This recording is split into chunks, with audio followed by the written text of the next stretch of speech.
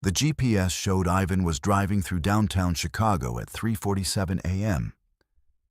But outside his windshield was nothing but endless cornfield. His odometer had been spinning backward for the last 100 miles, and the radio kept playing the same traffic report from 1987, warning drivers about an accident that killed a trucker named Elliot. That's his partner's name. And according to the logbook, Elliot died 3 hours ago. Welcome back to the Verified Fears horror family, where we dive into the darkest corners of reality and uncover the stories that refuse to stay buried. My refrigerated trailer started whispering numbers in a language I'd never heard before, counting down from what sounded like 1,000. By the time I realized what was happening, we'd already reached 0. I've been hauling pharmaceuticals for 12 years, and I thought I'd seen every kind of cargo malfunction possible. Temperature fluctuations, power failures, even had a load of insulin freeze solid during a blizzard in Montana. But nothing prepared me for what happened on Highway 50 through Nevada, when my refrigerated load started counting down in a language that shouldn't exist. My name is Ivan, and I drive a white Volvo VNL with a 53-foot reefer trailer. I take pride in my perfect delivery record, never lost a load, never had a temperature violation, never missed a deadline. That streak ended on a Tuesday night in February 2018, somewhere between Ely and Fallon, when the desert decided to teach me that some cargo has a mind of its own. The run started normally enough. Picked up a sealed load in Sacramento. High-value pharmaceuticals bound for a research facility in Denver. The paperwork was standard except for one thing. The shipper insisted I maintain exactly 36.7 degrees Fahrenheit, not the usual 35 to 38 degree range. Seemed odd, but pharmaceutical companies are picky about their temperatures. The trailer was already loaded and sealed when I arrived, which wasn't unusual for high-security freight. What was unusual was the weight. The bills showed 43,000 pounds, but my truck scales read closer to 50,000. I figured it was dense packaging and didn't think much about it. The trouble started around midnight, about 6 hours into the run. I was cruising through that desolate stretch of Highway 50 they call the loneliest road in America, when I heard something that made my blood run cold. At first, I thought it was CB chatter bleeding through my radio, numbers being called out in sequence. But the CB was off, and the sound was coming from behind me, from the trailer. I pulled over at the next wide spot and did a walk-around inspection. Everything looked normal. Trailer doors sealed, refrigeration unit humming at exactly 36.7 degrees. No signs of damage or tampering. But when I put my ear to the trailer wall, I could hear it clearly. A rhythmic counting in what sounded like an ancient language, each number distinct and deliberate. I called dispatch, but my satellite phone couldn't get a signal. That's when I noticed something impossible. My GPS showed I was still moving east at 65 mph, but I was parked on the shoulder with my engine off. The little truck icon on the screen was traveling through towns I'd never heard of. Phantom Ridge, Shadow Haven, Whisper Falls. I zoomed out on the map, but these places didn't exist on any atlas I'd ever seen. The counting from the trailer grew louder, more urgent, and I realized it was descending. Whatever was in there was counting down to something. I got back in the cab and tried to start the engine, but nothing happened. The electrical systems were dead. Yet somehow the refrigeration unit kept running, maintaining that precise 36.7 degrees. The counting continued, and I began to make out a pattern. Every 100th number, there was a pause, followed by what sounded like coordinates.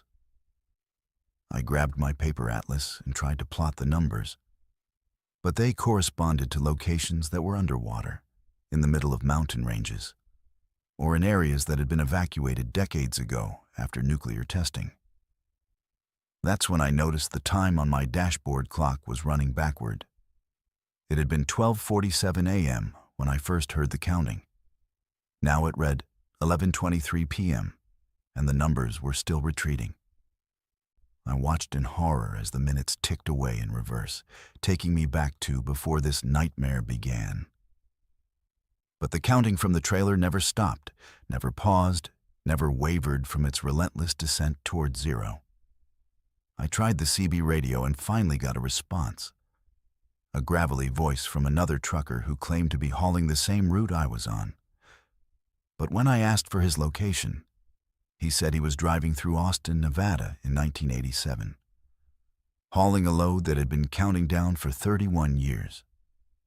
He told me his name was Cole, and he'd been trying to find someone who could hear what he was hearing. The cargo had reached zero once before, he said, and that's when everything went wrong. Towns started disappearing from maps, people began forgetting places that used to exist, and time itself started moving in circles. The counting from my trailer hit 100, then 50, then 20. With each descending number, I felt something fundamental changing around me. The landscape outside my windows shifted subtly. Rock formations rearranged themselves. The road curved in directions it hadn't before. And the stars overhead formed constellations I'd never seen. At 10, my truck began moving on its own, following the GPS route through those phantom towns that shouldn't exist. At 5, I could hear other voices joining the countdown. Other drivers who had carried this same cargo, all of us connected across decades by whatever was sealed in our trailers. At 0, everything stopped. The counting, the backward clock, the phantom movement. For a moment, there was absolute silence, broken only by the hum of the refrigeration unit, maintaining its impossible precision. Then I heard the trailer doors unlock, with a soft click, even though I never touched the release. The GPS showed I had arrived at my destination, a facility that existed in multiple locations simultaneously, serving deliveries that had been made across different decades. I never opened those trailer doors. Some cargo is meant to stay sealed, especially when it's been counting down to a moment that reshapes reality itself. When morning came, I was parked at a truck stop outside Reno, my logbook showing a normal delivery to Denver with a signature I didn't remember making. But every night since then, when I'm driving through the loneliest stretches of highway, I can still hear the counting starting again somewhere behind me, beginning its descent toward the next 0. The next moment when the world rearranges itself to accommodate cargo that exists outside the normal flow of time. The pharmaceutical company paid me a bonus for maintaining perfect temperature control, but they've never called me for another run. Sometimes I wonder if Ivan is even my real name, or if I'm just another echo from a driver who counted down to 0 years ago, still delivering the same impossible load through a reality that reshapes itself with each completed route. I've stopped at the same pilot station 14 times in the past month, but according to the security footage, I've been coming here for 47 years. The clerk keeps asking why I never age while everyone else around me grows old and dies. Military training taught me to keep precise records of everything: fuel receipts, mileage logs, maintenance schedules, route documentation. After my discharge from the Army in 1998, I brought that same discipline to trucking. 27 years on the road, and my logbooks were works of art, detailed down to the minute and mile. I'm Hayden, and I haul timber products through the Pacific Northwest in a forest green Peterbilt 379 that's been my home longer than any house I ever lived in. What I'm about to tell you happened over the course of what I thought was 6 months in 2014. But I've come to understand that time doesn't work the way we think it does when you're caught in a loop that spans decades. It started with a simple fuel stop routine that I'd performed thousands of times before. Every Tuesday and Friday, I'd hit the same Chevron station outside Olympia, Washington, to fuel up before heading into the timber country. The station sat at the intersection of Highway 101 and a logging road that wound deep into the Olympic Peninsula, surrounded by Douglas firs that had been standing since before my grandfather was born. The place had character, an older building with that distinctive red and blue signage, run by a family that had owned it for generations. Martha worked the day shift, a woman in her 60s with silver hair and a memory for every regular customer's usual order. Black coffee and a ham sandwich for me, every Tuesday and Friday, same routine. The first sign something was wrong came when Martha started looking confused every time I walked in. She'd stare at me for a long moment, then shake her head and mutter something about how I looked exactly like her father used to describe a driver who came through in the 1970s. I laughed it off. People say I have one of those faces, and truckers have been using the same routes for decades. But then she showed me a photograph from behind the counter, a faded color picture from 1977, showing a timber hauler filling up at pump number 3. The truck was different, an old Kenworth conventional, but the driver looked exactly like me. Same face, same build, same forest green uniform shirt. I started paying closer attention to things after that. My fuel receipts all showed the same date, March 15th, 2014. But I was buying fuel every Tuesday and Friday like clockwork. When I looked at the receipt timestamps, they showed I'd been at that station at 2:47 p.m. on March 15th more than 30 times. I pulled out my logbook and compared the entries. Every fuel stop was recorded on a different day, spanning from February through July 2014. But all the receipts insisted it was the same day, the same time, the same transaction repeated over and over. That's when I decided to test something. I brought a notebook specifically for tracking my stops at that station, keeping it separate from my official logs. Every time I fueled up, I'd write down what Martha was wearing, what she said to me, any other customers in the store, the condition of the weather outside. After 10 visits, the pattern became clear and terrifying. Martha wore the same blue cardigan every time, said the exact same words in the exact same order. And there was always a red pickup truck at Pump 2 with Washington plates reading TBR 4471. The weather was always overcast, but not raining. The temperature always exactly 52 degrees. And the same news report played on the radio about a logging accident that had happened that morning. I started experimenting with the loop.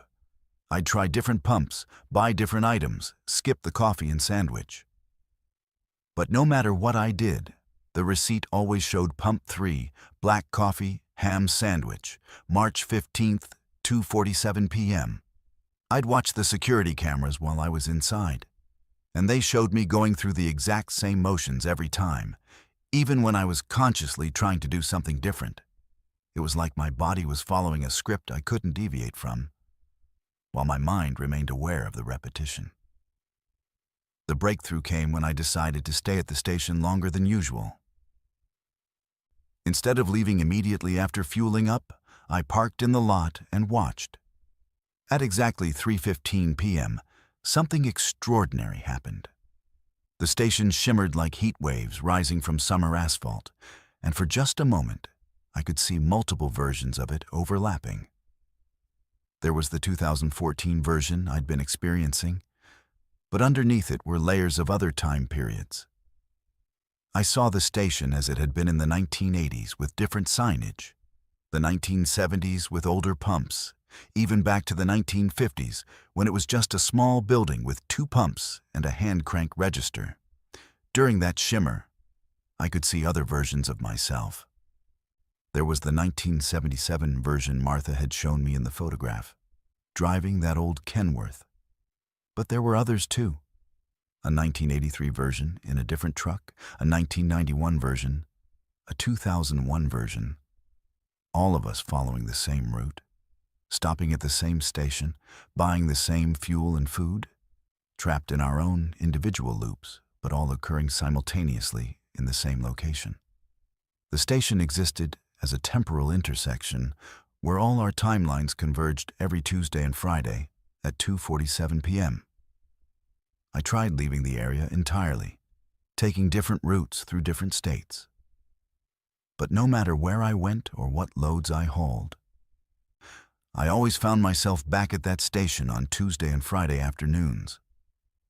The GPS would glitch, showing roads that led back to Olympia even when I was driving in the opposite direction. My fuel gauge would drop to empty regardless of when I'd last filled up, forcing me to stop at the only station that would accept my fuel card. The same chevron at the intersection of Highway 101 and the logging road. The most disturbing discovery came when I managed to access the station's security footage from different years. The owner's son, a tech-savvy kid in his 20s, helped me review recordings going back decades after I convinced him something strange was happening. The footage showed version after version of myself, in different trucks from different eras, but always performing the same actions. In 1977, I drove the Kenworth. In 1983, it was a blue Freightliner. In 1991, a red Mack.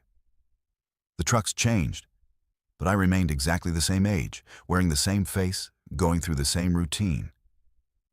But the footage revealed something even more unsettling. With each iteration, the world around the station was slowly changing. Businesses across the street appeared and disappeared. The forest grew thicker in some versions, thinner in others. Roads shifted their paths slightly. It was as if my repeated presence was causing reality to flux, creating small alterations that accumulated over decades. The station remained constant, but everything else gradually morphed with each cycle. I started noticing the changes in real time during my visits. Martha aged slightly between my stops, but always reset to the same approximate age during the shimmer at 3:15. Other customers appeared and disappeared, sometimes the same people but living different lives, making different choices.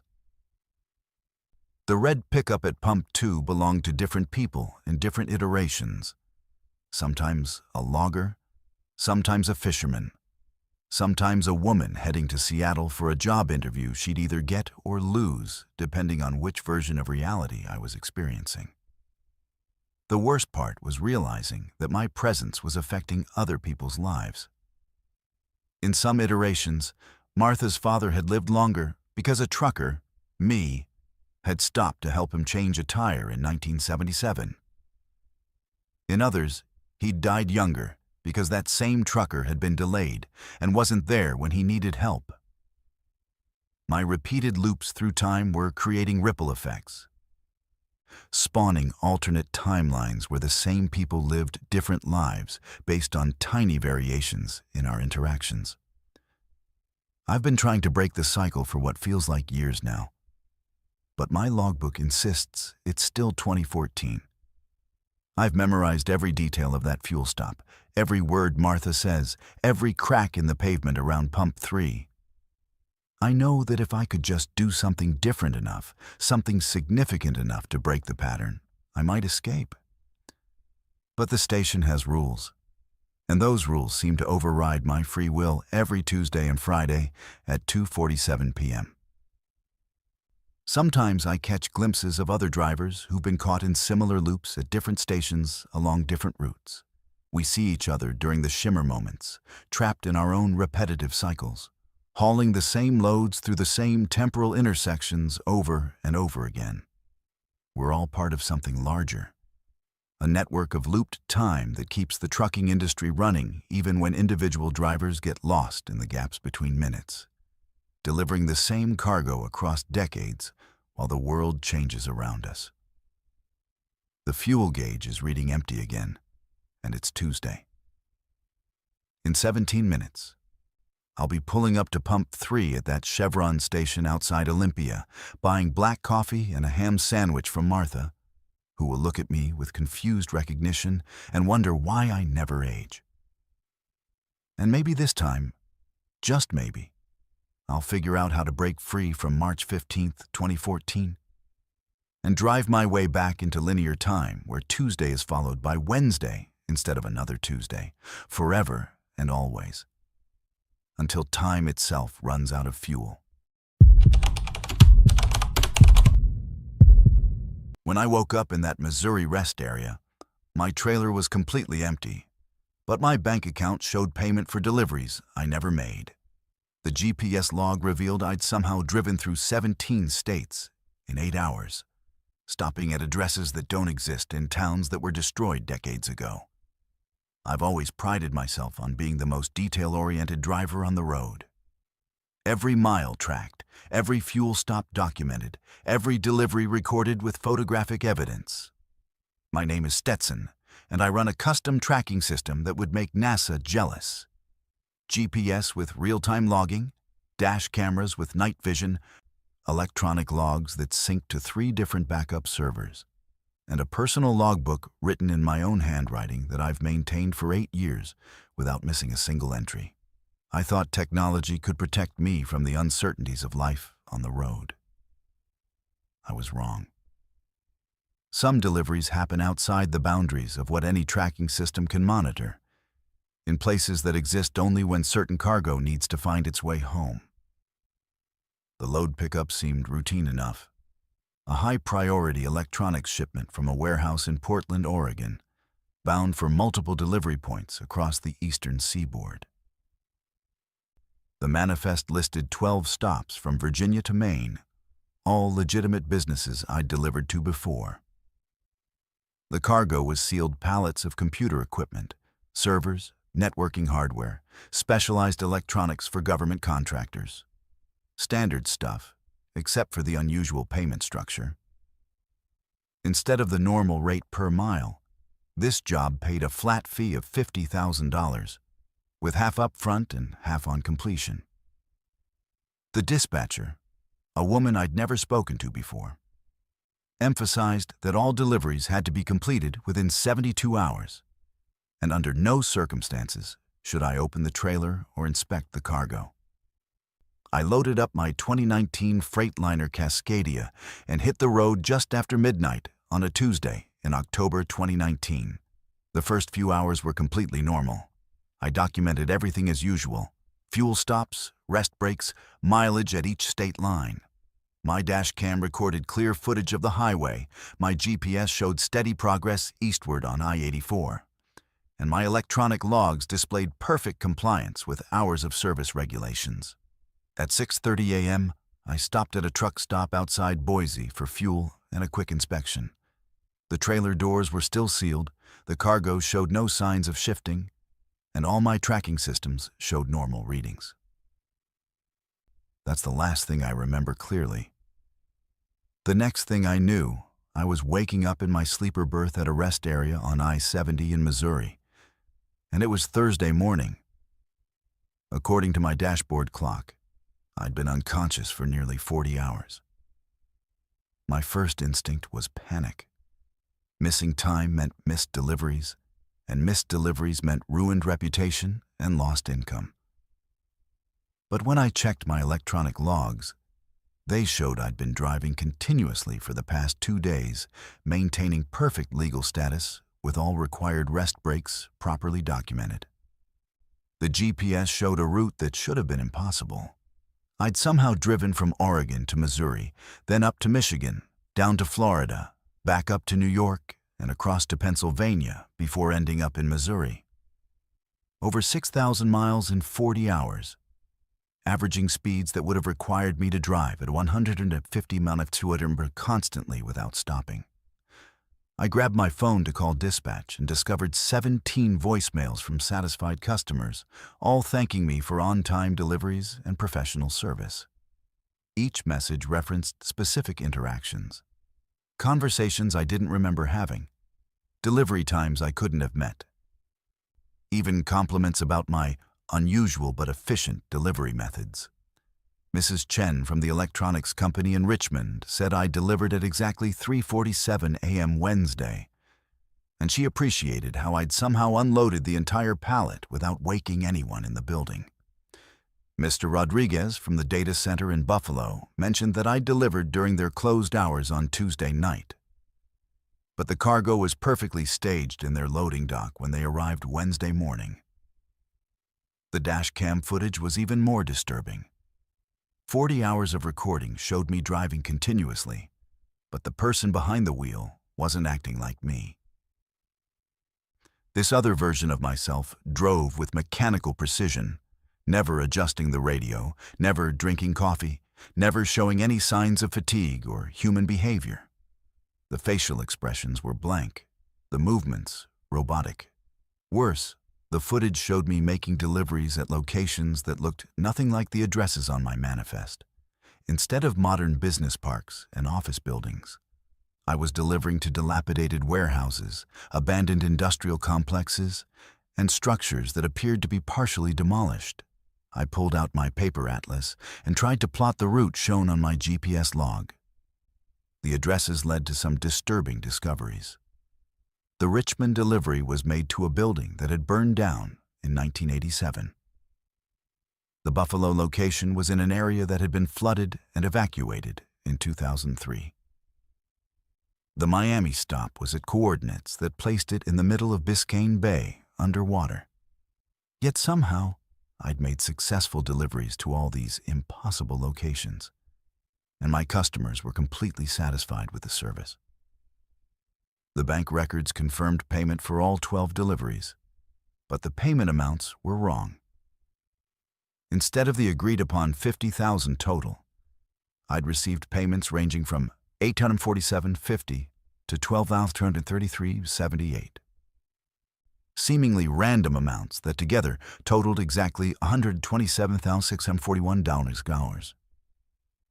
When I called the bank to inquire about the deposits, they showed originating accounts from companies that had been dissolved years ago, some dating back to the 1990s. The bank representative was puzzled but confirmed that all payments had cleared and were legitimate transactions.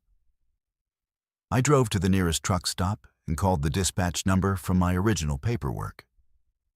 The woman who answered had no record of my load, no knowledge of the Portland pickup, and insisted that their company had never operated in Oregon. When I provided the confirmation numbers and documentation, she became increasingly agitated and finally hung up. I tried calling the customers who had left voicemails, but half the phone numbers were disconnected, and the other half connected to people who claimed they'd never heard of me or received any deliveries. That's when I noticed my trailer was completely empty, but the seals were intact. The same security seals that had been attached in Portland were still in place, unbroken. Yet the trailer contained nothing but empty pallets and tie-down straps arranged as if cargo had been properly unloaded. I took photographs of everything: the empty trailer, the intact seals, the delivery confirmations on my phone.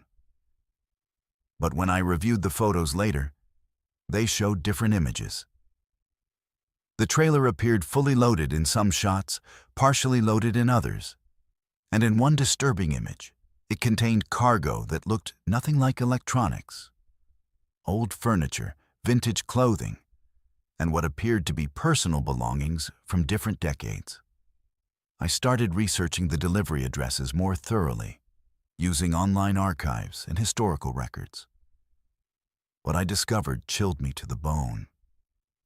Every location on my manifest corresponded to businesses that had existed at some point in the past. But all had been destroyed by fires, floods, earthquakes, or economic collapse. The electronics equipment I'd supposedly delivered matched inventory lists from these defunct companies. Computers and networking gear they would have needed when they were still operating, decades before I was even born. The most disturbing discovery came when I cross-referenced the customer names with obituaries and missing person reports. Mrs. Chen from Richmond had died in the fire that destroyed her building in 1987. Mr. Rodriguez from Buffalo had been reported missing after the flood in 2003. Every person who had called to thank me for my deliveries had been dead for years, yet their voices on my voicemail were clear, contemporary, and grateful for services I had somehow provided to them across the boundaries of death. I've continued driving since then, but I've learned to be afraid of certain loads. High-paying jobs with unusual requirements, cargo that's pre-sealed, and especially deliveries to addresses that seem just slightly off when I look them up. Because I've come to understand that some freight doesn't move through space, it moves through time. And sometimes, drivers like me become unwitting couriers between the world of the living and the world of the dead, delivering goods that were never received because the recipients died before their orders could arrive. My tracking systems still work perfectly for normal loads, but they can't monitor deliveries that happen in the spaces between seconds, in the moments when reality bends to accommodate cargo that exists in multiple timelines simultaneously. I've tried to refuse these supernatural runs, but they always find me, eventually. The phone will ring with a dispatcher I don't recognize, offering payment I can't afford to refuse, for deliveries that need to be made to customers who have been waiting longer than I've been alive. The most terrifying part is that I'm good at it. Whatever force takes control of me during these impossible runs is more efficient than I could ever be on my own. It knows routes that don't appear on any map, delivers to locations that exist only when the cargo arrives, and satisfies customers whose needs transcend the normal boundaries of commerce and mortality. I've become part of a delivery network that spans decades, connecting the unfinished business of the dead with the continuing operations of the living world. Sometimes I wonder if Stetson is even my real name, or if I'm just another piece of cargo being delivered through time, carrying memories and identity from some other driver who accepted the wrong load and never made it back to his own timeline. But the payments keep coming, and the deliveries keep getting made, and somewhere in the space between life and death, there are customers still waiting for electronics that will help them complete projects they'll never finish in buildings that will never be rebuilt. The accident happened so fast, I didn't even realize I was dead until I tried to radio for help, and my voice came through the CB as static. Now I watch helplessly as my truck continues making deliveries, while my body lies in a morgue 3 states away. And somehow the delivery receipts are still being signed in my own handwriting.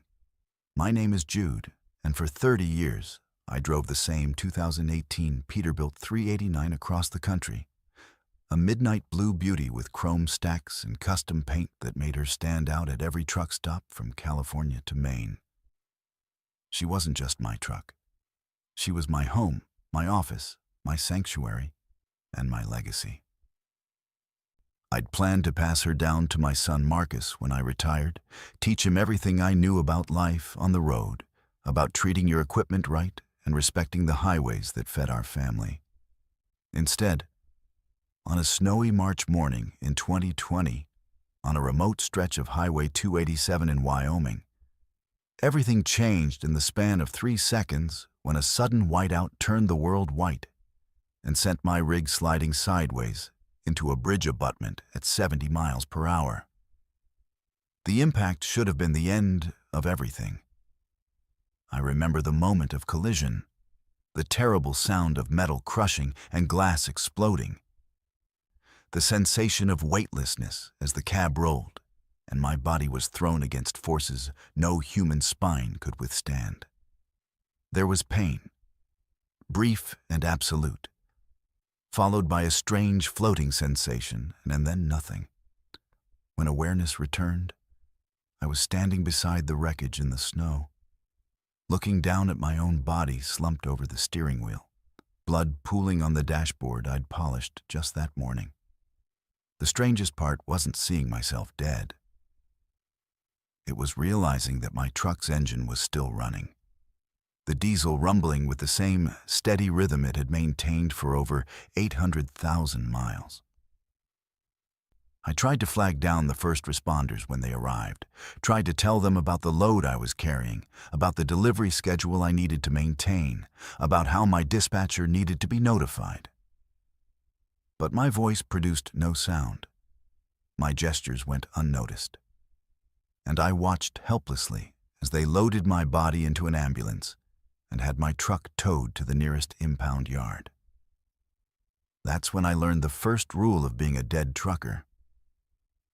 Your physical death doesn't necessarily end your obligations to the road, especially when you've got freight that needs delivered and a truck that's been your partner for 3 decades. The impound yard should have been the end of my truck story. Totaled vehicles get sold for scrap, their useful parts harvested, and their remains crushed into cubes of recycled metal. But when I followed the tow truck to the yard, I discovered something impossible. My Peterbilt sat in the lot, looking exactly as it had before the accident. No damage, no bent chrome, no shattered windshield. The blue paint gleamed under the security lights, as if I'd just finished detailing it. When the yard supervisor checked his paperwork the next morning, the documentation showed a truck that had been brought in for routine maintenance, not accident recovery. I watched in amazement as my truck fired up on its own the next morning and drove out of the lot, somehow bypassing the locked gates and security systems without triggering any alarms. The GPS tracker that my company used for fleet management showed the truck back en route. They said maintaining perfect speed and following the delivery schedule I'd planned before the accident. But there was no driver visible in the cab, just an empty seat where I should have been sitting. Other drivers on the highway later reported seeing me behind the wheel, waving from my driver's seat as I passed them on the interstate. But security cameras at truck stops and weigh stations showed my truck operating itself, parking with mechanical precision and following all DOT regulations without human intervention. The first delivery happened exactly on schedule.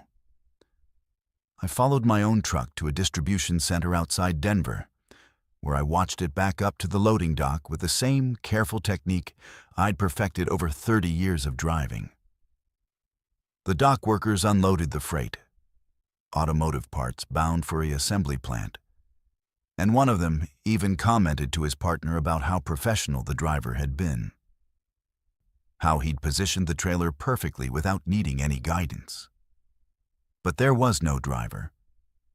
The delivery receipt was signed Jude in handwriting that matched my own signature perfectly, even though I was standing 10 feet away as an invisible ghost, unable to touch the clipboard or hold the pen. Over the following weeks, I followed my truck as it continued operating my route with supernatural efficiency. It made every pickup and delivery on time, maintained perfect logbook records that somehow appeared in my own handwriting, and even stopped at my favorite truck stops for fuel and mandatory rest breaks. Other drivers began talking about me on the CB radio, sharing stories about conversations they'd had with me at fuel pumps and in parking lots. They described detailed discussions about load securement techniques, weather conditions, and route planning. Conversations that I had no memory of having because I wasn't actually present for them, at least not in any way that I could understand. The most disturbing part was watching my truck interact with my family. My son Marcus received phone calls from my number, conversations where my voice discussed trucking business, shared driving advice, and talked about plans for him to join me on runs. My wife got regular calls where I told her about my trips, described the scenery I was seeing, and reassured her about my safety on the road. But during these calls, I was standing in our kitchen watching her side of the conversation, unable to communicate that I was right there, but also somehow simultaneously driving my truck hundreds of miles away. The company I worked for never questioned my continued productivity. My truck kept generating revenue, maintained its excellent safety record, and received commendations for on-time performance. My paychecks were deposited electronically into the same bank account I'd used for 30 years. And my wife continued receiving the income that supported our household. The only people who knew I had died were the coroner who examined my body and the state trooper who wrote the accident report. Documents that somehow got lost in bureaucratic shuffles and computer system errors. I began to realize that my death had created a paradox. My physical body had died in that Wyoming accident. But my identity as a trucker, my relationship with my truck, and my commitment to completing every delivery had somehow survived independently. My Peterbilt had become a vessel carrying not just freight, but the essential part of who I was that couldn't accept leaving a job unfinished.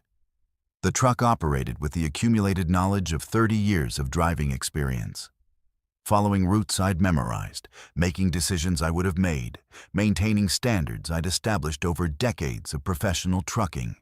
The supernatural deliveries became increasingly complex as my truck began accepting loads that no living driver would have been able to handle.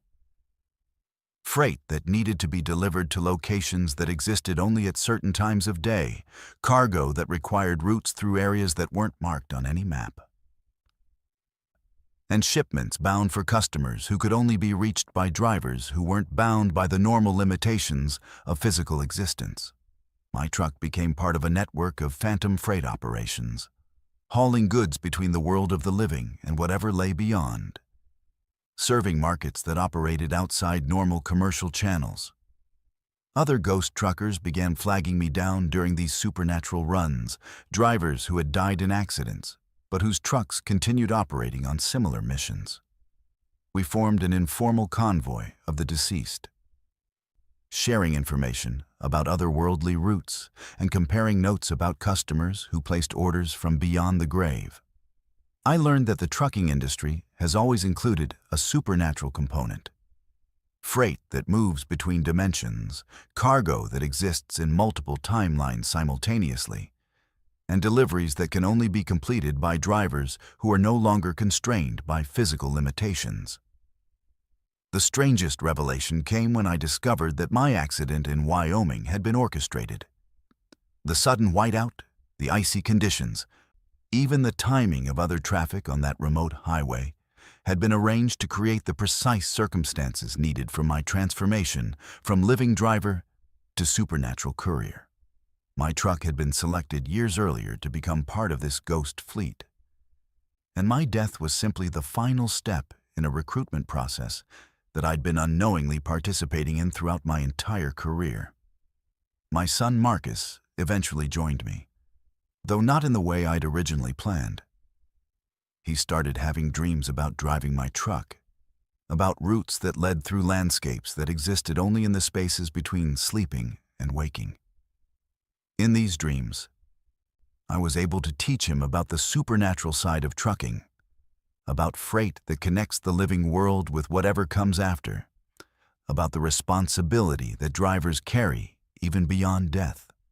He learned to hear my voice on frequencies that living radios can't receive, and to see my truck even when it was invisible to everyone else. Now I understand that some careers don't end with death. They just transition into different forms of service. My truck continues making deliveries across dimensions I never knew existed while I was alive, hauling cargo between the world of the living and the infinite highways that stretch beyond physical existence. Every mile logged, every delivery completed, every satisfied customer adds to a record that will outlast any mortal career, because the road itself never ends, and neither do the drivers who truly belong to it. The blue Peterbilt still runs strong, maintained by supernatural forces that keep the diesel flowing and the chrome polished. And somewhere in the cab, the ghost of a driver named Jude continues doing what he's always done, keeping America moving, one delivery at a time, even from beyond the grave. The DOT inspector at that isolated scale house knew things about me that I'd never told another living soul. Sins I'd buried so deep, I'd almost convinced myself they never happened. When he started loading invisible weight onto my truck for each transgression, I realized some scales don't just measure cargo. They weigh the darkness in a man's heart. I used to be a pastor before I became a trucker, back when I believed God's forgiveness could wash away any sin and that redemption was available to anyone who truly sought it. My name is Legend, and I spent 15 years behind a pulpit in a small Texas town, preaching about salvation and second chances to congregations who trusted me to guide their spiritual lives. That ended on a rainy Thursday night in 2009, when my car ran a red light and slammed into a family of 4 who were simply trying to get home from their daughter's school play. 2 children died instantly. The mother lingered for 3 days in intensive care before joining them, and the father survived with injuries that would never fully heal. I walked away from the accident with nothing more than cuts and bruises. But the weight of what I'd done crushed something inside me that no amount of prayer could repair. The official investigation ruled it an accident caused by wet roads and poor visibility, but I knew the truth. I'd been drinking that night. Not heavily, but enough to slow my reflexes, enough to make me misjudge the timing of that traffic light.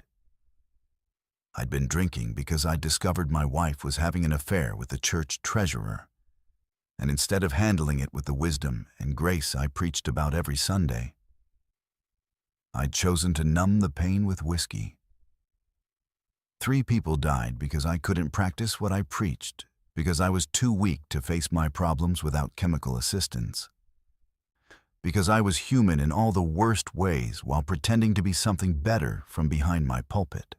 I resigned from the ministry the day after the funeral, claiming I needed time for personal reflection and spiritual renewal.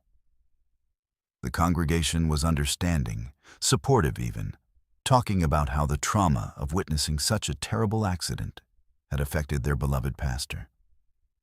They never knew I was running from guilt, not grief. I sold everything I owned, bought a used Kenworth with a sleeper cab, and got my CDL with the idea that life on the road would help me outrun the memories. For 7 years, it worked. The constant movement, the ever-changing scenery, the simple mechanical demands of hauling freight from point A to point B, it all helped me forget what I'd done, helped me build a new identity as Legend the Trucker instead of Pastor Samuel Wright, the man who killed a family and got away with it. But the road has a way of bringing you face to face with things you'd rather forget. And mine came in the form of an isolated DOT scale house on Route 287 in Texas, about 40 miles from where that accident had happened 7 years earlier. I'd driven past the facility hundreds of times during my trucking career. A simple concrete building with electronic scales and inspection bays where Department of Transportation officers checked for equipment violations and logbook compliance. It was routine, mundane, the kind of bureaucratic checkpoint that every trucker encounters multiple times per month. Except on this particular morning in March 2016, the inspector waiting for me knew things that no DOT officer should have been able to know. I was hauling a load of agricultural equipment from Oklahoma to Houston, running about an hour ahead of schedule when the electronic signs directed me onto the scales.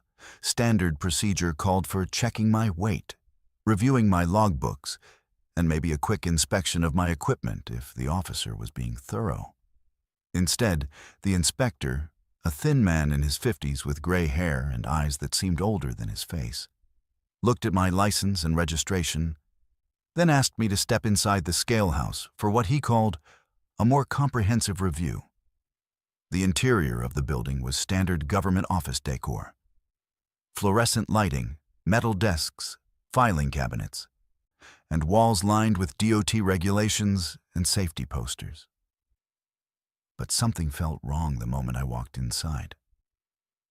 The inspector's nameplate read Officer Morrison, and when he spoke, his voice carried an authority that went beyond traffic enforcement. He asked me to have a seat while he reviewed my documentation, then began asking questions that had nothing to do with trucking regulations or equipment compliance. "Tell me about the night of October 15th, 2009, he said. not looking up from a file folder that seemed far too thick for a routine DOT inspection. Specifically, tell me about what you were doing between 8:30 and 9:15 p.m. The question hit me like a physical blow. October 15th, 2009 was the night of the accident. The night I killed the Henderson family and destroyed my own soul in the process.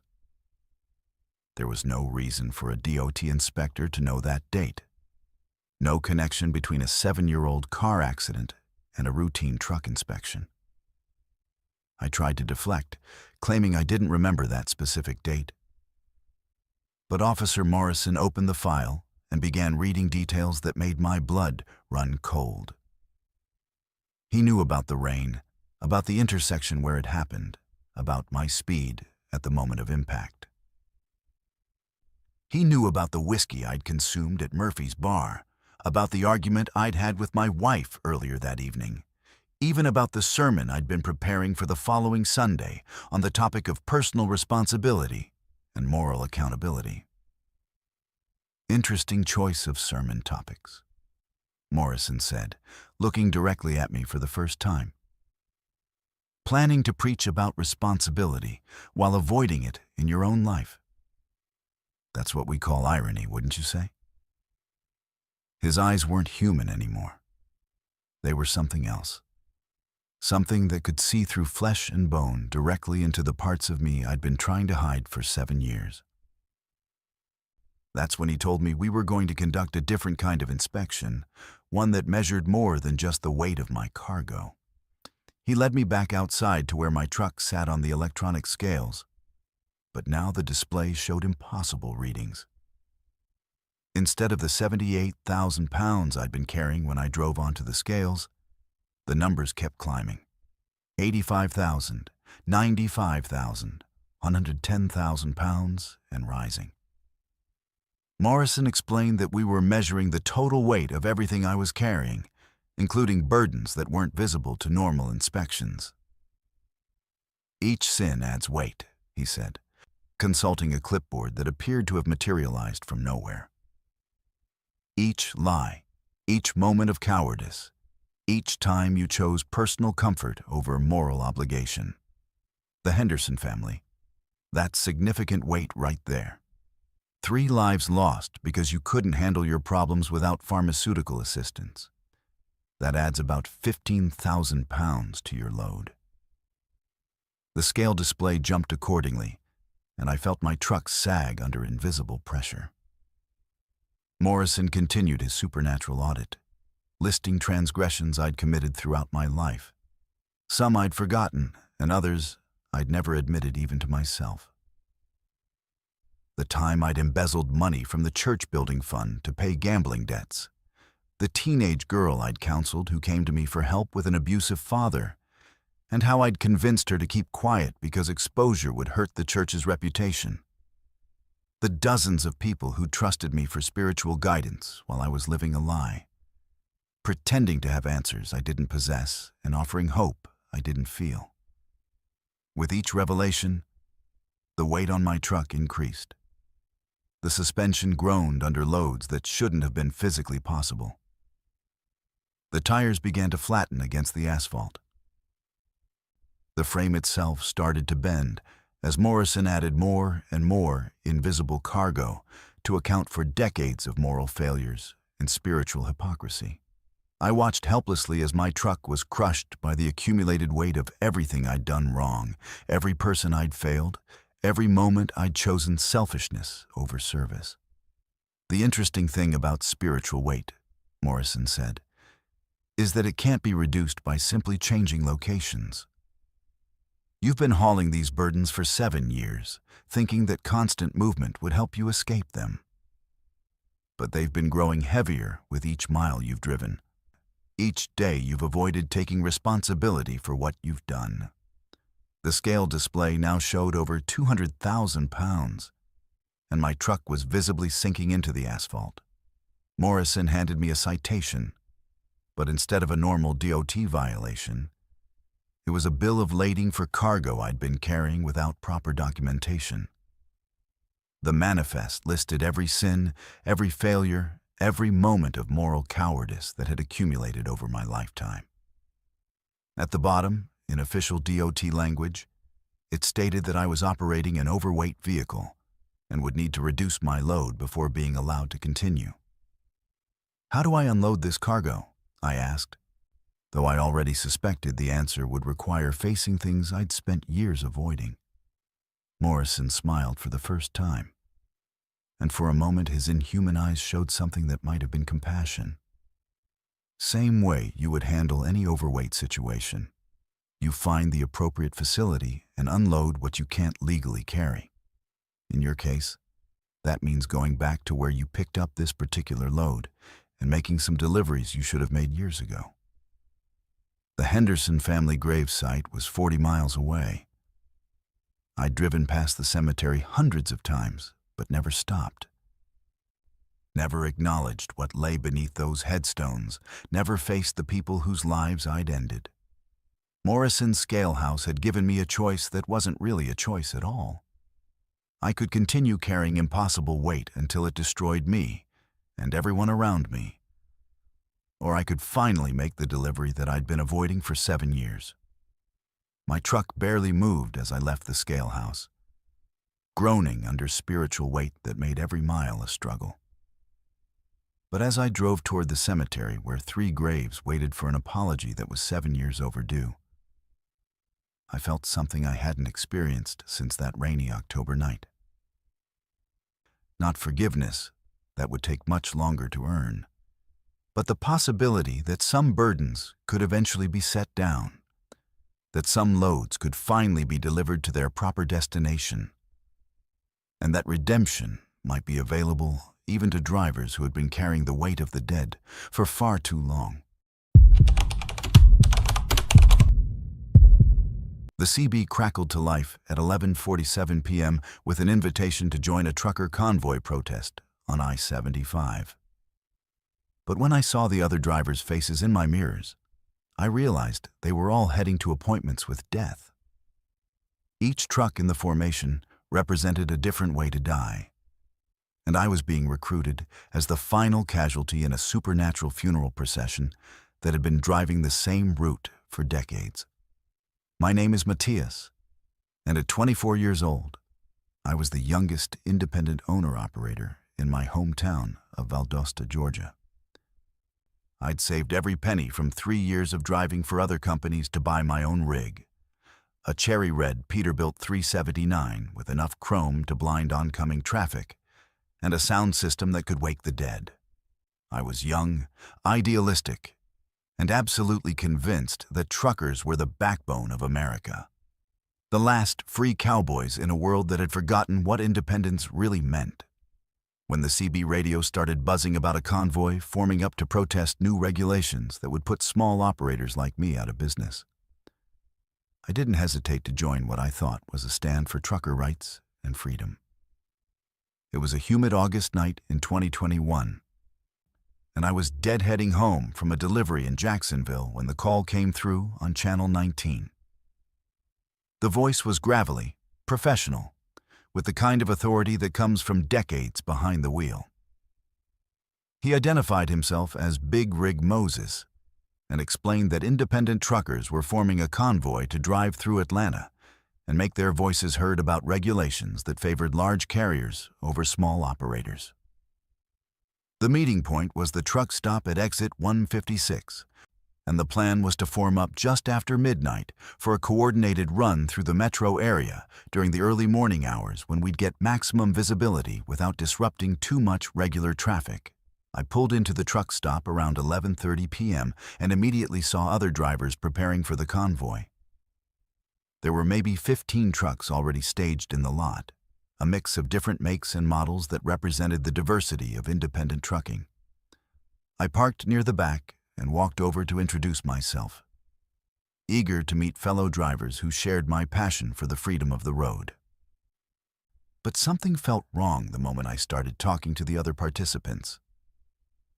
Their conversations were off somehow, focused on topics that didn't quite make sense and peppered with references to trucking regulations and industry conditions from decades past.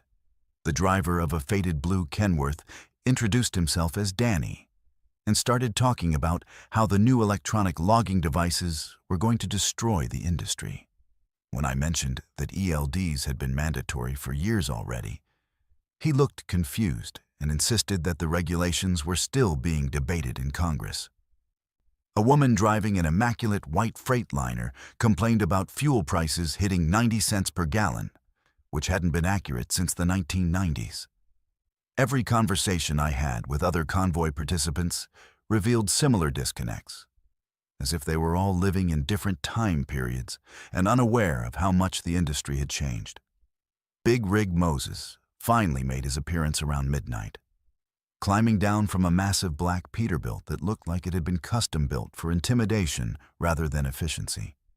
He was a mountain of a man, with a gray beard and eyes that seemed to absorb light rather than reflect it.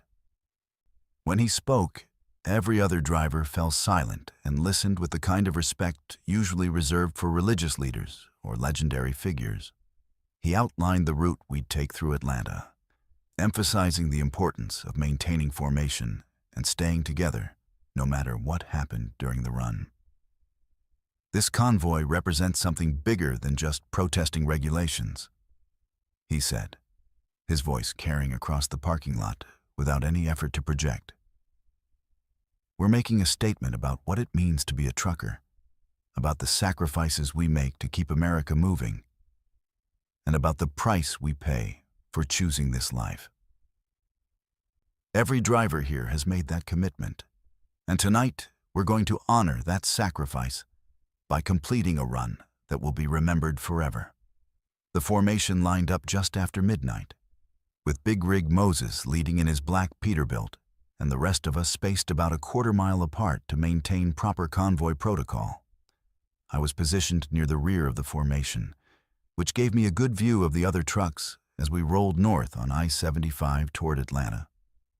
That's when I started noticing details that should have terrified me immediately, but somehow seemed normal in the moment. The truck directly ahead of me was a red Mack that appeared to be on fire, flames licking along the trailer walls and smoke pouring from the engine compartment. But the driver maintained perfect speed and spacing as if nothing was wrong. 2 trucks ahead of the burning Mack was a white Freightliner that seemed to be dissolving, its paint fading to transparency and its chrome becoming ghostly and insubstantial. I could see the highway through the truck's trailer as if it was becoming invisible while still maintaining its position in the convoy. Further up the line, a yellow Peterbilt was covered in what looked like ice, icicles hanging from every surface despite the August heat, while the truck next to it appeared to be rusting in real time, metal flaking away and leaving gaps in the cabin trailer walls. The CB radio chatter during the convoy was unlike anything I'd ever heard. Drivers were describing road conditions from different decades, talking about traffic patterns that hadn't existed since the 1980s, and referencing landmarks that had been demolished years ago. Big Rig Moses kept the formation organized with commands that sounded more like military orders than convoy coordination, directing us through lane changes and exit strategies with supernatural precision. When we passed through Atlanta, I realized we weren't driving through the city as it existed in 2021. We were traveling through multiple versions of Atlanta from different time periods, with buildings appearing and disappearing as we moved through the metropolitan area. That's when I understood what was really happening.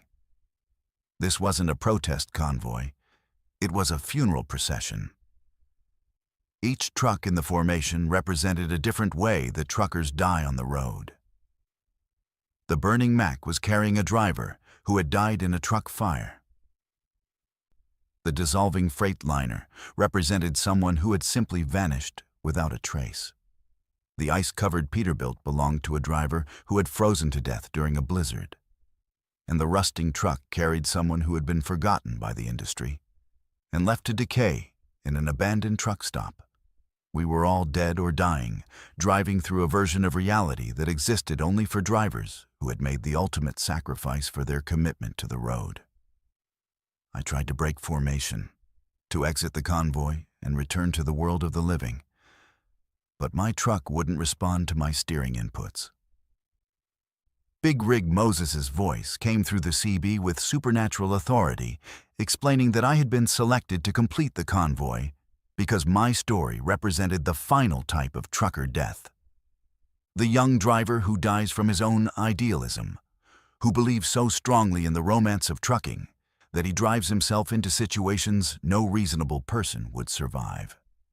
My death would complete the procession, representing every category of trucker mortality in a single supernatural convoy that drove the same route through Atlanta every few years, recruiting new members to replace those who had finally found peace. The revelation should have terrified me, but instead I felt a strange sense of belonging and purpose. These were my people, drivers who had given everything for the lifestyle I loved, who had died doing what they believed in, rather than compromising their principles for safety or security. The convoy represented the ultimate expression of trucker solidarity, a brotherhood that extended beyond life and death, connecting drivers across decades of history who had all made the same choice to prioritize freedom and independence over longevity and stability. As we completed our run through Atlanta and headed back south on I-75, I began to understand the true nature of the supernatural convoy. We were a reminder, a testament to the costs of choosing the trucking life, and a warning to young drivers who might be tempted to romanticize an industry that demands everything from its participants. Every few years, when conditions were right and the right combination of atmospheric pressure and spiritual energy aligned, we materialized to collect one more member and complete another circuit through the routes where we had all once lived and worked. My truck began to change as we approached the end of the convoy route, taking on the characteristics that would represent my particular type of death. The chrome started to tarnish, the paint began to fade, and the engine developed the kind of knock that indicates terminal mechanical failure. I was becoming the truck that represented young drivers who burn out from trying too hard, who push themselves and their equipment beyond sustainable limits in pursuit of an ideal that exists more in imagination than reality. Big Rig Moses radioed final instructions as we prepared to dissolve back into whatever dimension the convoy inhabited between manifestations. My job now was to wait for the next recruitment opportunity, to help identify the next young idealistic driver who needed to complete our supernatural formation. The convoy of the condemned would continue its eternal circuit through the highways of the Southeast, carrying the spirits of drivers who had given their lives for the freedom of the road, reminding the living that some prices are higher than others, and that the trucker lifestyle demands sacrifices that go far beyond the obvious dangers of equipment failure and traffic accidents. When dawn broke over the Georgia countryside, I was still driving. But I was no longer part of the world I had known. I had joined something larger and more permanent than any earthly protest convoy. A supernatural brotherhood of drivers who had chosen principle over survival, and who would continue driving the eternal highways long after the last truck stop closed, and the final mile of interstate crumbled back into the earth. My dispatcher started routing me around accidents that hadn't happened yet, guiding me through detours for road closures that wouldn't occur for another 6 hours. What I didn't realize until it was too late was that every disaster I avoided was claiming the life of another trucker who took the route I was supposed to travel. I've always followed dispatch orders to the letter. 15 years of driving for Midwest Freight Solutions without a single violation, accident, or late delivery on my record. My name is Callum, and I built my reputation on being the most reliable driver in the fleet, the guy dispatch could count on to handle any load, any route, any deadline without question or complaint. I drove a white 2017 Freightliner Cascadia with satellite communication that kept me connected to the home office 24/7, receiving route updates, load modifications, and schedule changes in real time. That technology was supposed to make trucking safer and more efficient. But in my case, it connected me to something that existed outside normal time. A dispatch center that operated from a future I was never meant to see. The strange instructions started in October 2017 during what should have been a routine run from Chicago to Memphis, hauling automotive parts. I was about 3 hours south of Chicago when my satellite unit chimed with a message from dispatch. Take exit 126 immediately. Proceed west on Route 18 for 40 miles, then rejoin I-55 south. The detour made no sense. It would add nearly 2 hours to my trip and take me through rural areas with no logical reason for the route change. When I radioed dispatch to confirm the instructions, the voice that responded wasn't my usual dispatcher, Janet, but a woman I didn't recognize who insisted that I-55 was closed due to a multi-vehicle accident and would remain impassable for several hours. I followed the detour instructions, though I grumbled about the lost time and fuel costs. The rural highways were empty except for farm traffic, and I saw no signs of any emergency vehicles or accident cleanup that would justify closing a major interstate. When I rejoined I-55 2 hours later, traffic was flowing normally and there was no evidence of any accident or road closure. I radioed dispatch again to complain about the unnecessary detour, but Janet was back on duty and had no record of any route changes or accident reports. According to her system, I'd been on I-55 the entire time, maintaining normal speed and making good progress toward my delivery. That might have been the end of it, except for what I heard on the evening news that night. A massive pileup had occurred on I-55 at exactly the spot where I would have been traveling if I'd maintained my original route.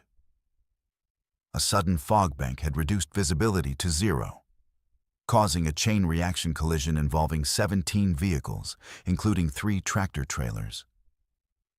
2 people had died, including a truck driver named Marcus Thompson, who was hauling automotive parts for the same company I worked for. The accident happened at 2:47 p.m., precisely when I would have been passing through that location if I hadn't been diverted by the mysterious dispatch instructions. Over the following months, the pattern repeated with increasing frequency. I'd receive sudden route changes, load modifications, or schedule adjustments that seemed illogical or inconvenient.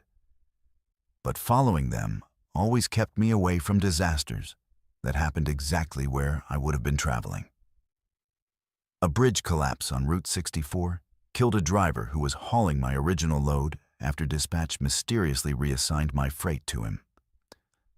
A truck stop fire in Arkansas claimed 3 lives, including a driver who had taken the parking spot I was originally assigned before receiving last-minute instructions to fuel at a different location.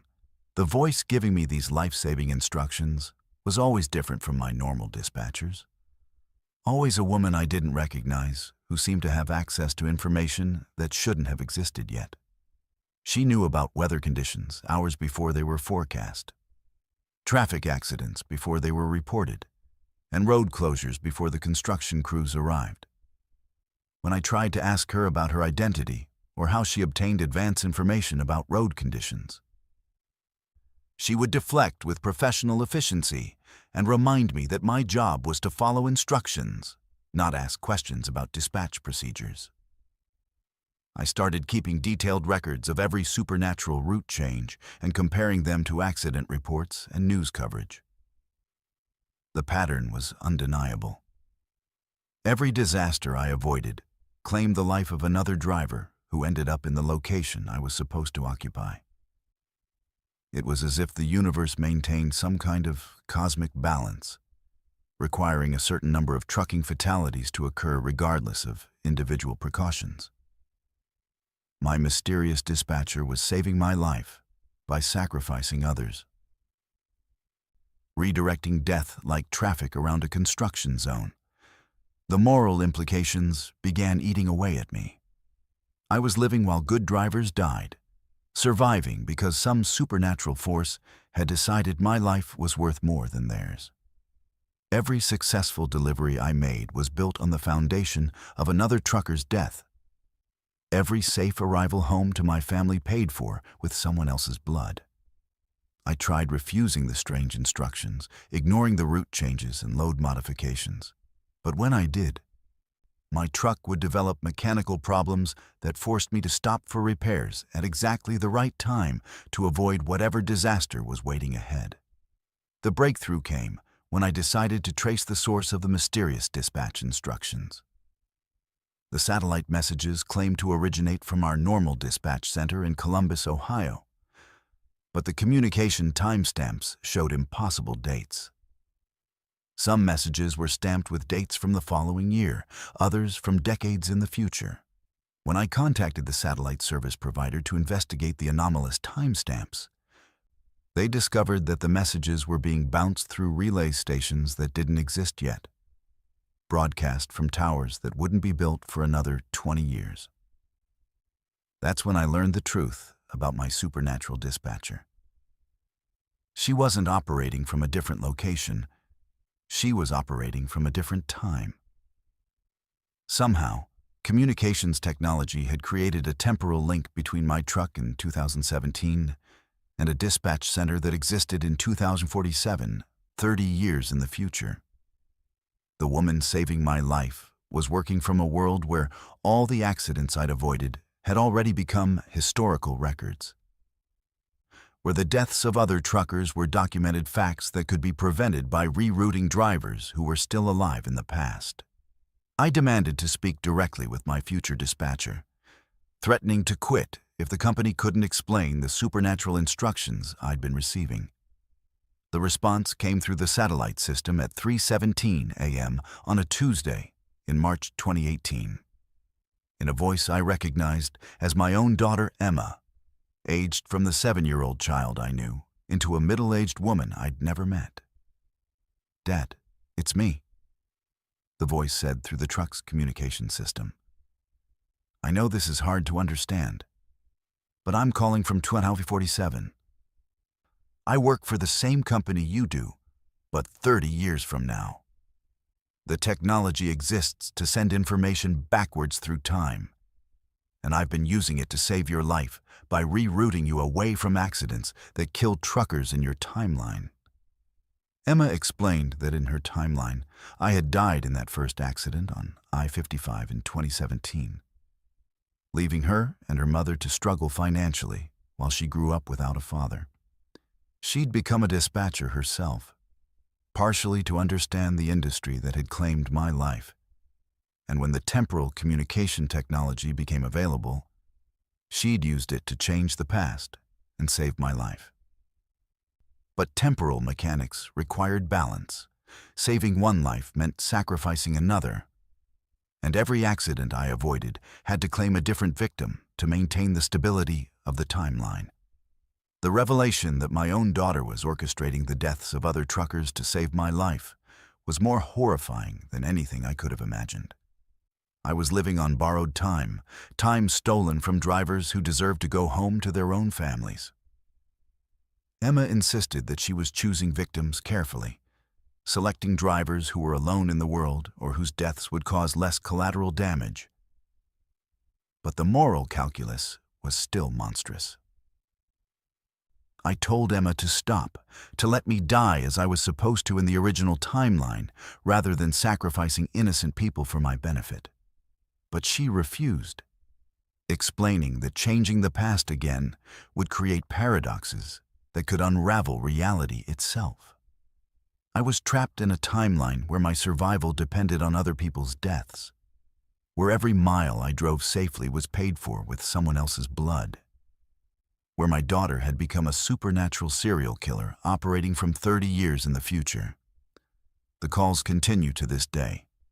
Emma still routes me around accidents, still saves my life by sacrificing other truckers, still operates from a dispatch center that exists 3 decades ahead of my current reality. I've tried everything I can think of to break the cycle, changing companies, switching to local routes, even temporarily giving up trucking entirely. But the temporal link follows me wherever I go. My daughter's voice reaches me through whatever communication system I'm using, providing advance warnings about dangers I'm destined to face. I know that someday, probably soon, Emma will make a mistake, or the temporal technology will fail, and I'll finally meet the death I was supposed to face in 2017. When that happens, I hope the other drivers who died in my place will forgive me for accepting a gift I never asked for, paid for with a price I never agreed to pay. Until then, I keep driving, carrying the weight of their deaths along with whatever cargo I'm hauling, knowing that every delivery I complete brings me closer to the moment when the supernatural safety net finally breaks and I join the drivers who died so I could live. I'd been avoiding mirrors since I was 7 years old. Something about reflections always made my skin crawl in ways I could never explain. But that night at the Flying J off I-40 in Oklahoma, I learned that some superstitions exist for very good reasons, especially when the bathroom mirrors start showing you the final moments of every trucker who died on the road. My name is Hayes, and I've been driving for 12 years with what most people would call an unusual phobia. While other truckers spent time in truck stop bathrooms checking their appearance, washing up, or just taking a moment to decompress, I kept my eyes firmly fixed on the floor or the ceiling, doing whatever I could to avoid looking at my own reflection. It started in childhood, after an incident I've never been able to fully explain or forget. Something about seeing things in mirrors that shouldn't have been there. Faces that weren't mine looking back from surfaces that should only show reality. My family thought it was a phase I'd outgrow. But 31 years later, I still feel that same crawling sensation whenever I catch an accidental glimpse of myself in reflective surfaces. Trucking was actually the perfect career for someone with mirror phobia. I could adjust my side mirrors using the reflections of objects around me, focusing on the vehicles and landscape they showed rather than any glimpse of my own face.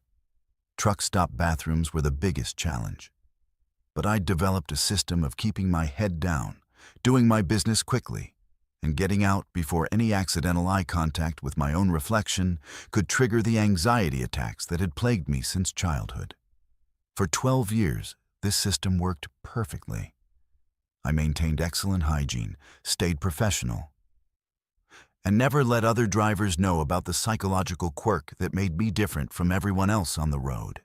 That changed on a humid October night in 2015 when I was forced to make an emergency stop at a Flying J truck stop outside Oklahoma City. I'd been battling food poisoning for the previous 6 hours, trying to push through to my planned stop in Amarillo. But my body finally overruled my determination and demanded immediate relief. The truck stop was busy for 2 a.m., filled with drivers taking mandatory rest breaks and night shift workers grabbing coffee and snacks. I rushed into the bathroom facility, focused solely on reaching a stall before my digestive system betrayed me completely. The bathroom was larger than most truck stop facilities, with a long row of sinks and mirrors along one wall and individual stalls along the opposite side. Fluorescent lighting gave everything a harsh, clinical appearance that made the white tile walls seem to glow with their own internal light. I made it to a stall just in time, but after dealing with the immediate crisis, I realized I needed to wash up at the sinks. This meant facing my longtime fear of mirrors. But food poisoning had left me too weak and disoriented to maintain my usual avoidance strategies. I approached the sink area with my head down, focusing on the tile floor and the chrome fixtures without looking up at the mirrored wall above the sinks. I turned on the water, began washing my hands, and tried to keep my eyes focused on the sink basin. But as I reached for paper towels, my peripheral vision caught something that made me freeze in terror. The mirror directly in front of me wasn't showing my reflection. It was showing someone else entirely. A man in his 50s with graying hair and a weathered face was staring back at me from the mirror, his eyes wide with terror and his mouth open in a silent scream. He was wearing a trucker's uniform from what looked like the 1990s, and behind him I could see the interior of a truck cab that was filled with smoke and flames. As I watched in horrified fascination, the man's image began to fade, replaced by another face, a younger driver with a mustache who appeared to be drowning, water rushing into his cab through a shattered windshield. I stumbled backwards from the sink. But every mirror in the bathroom was now displaying different scenes of truckers in their final moments. One mirror showed an older woman trapped in an overturned truck. Another displayed a young man being attacked by something I couldn't clearly see in the darkness of his sleeper berth.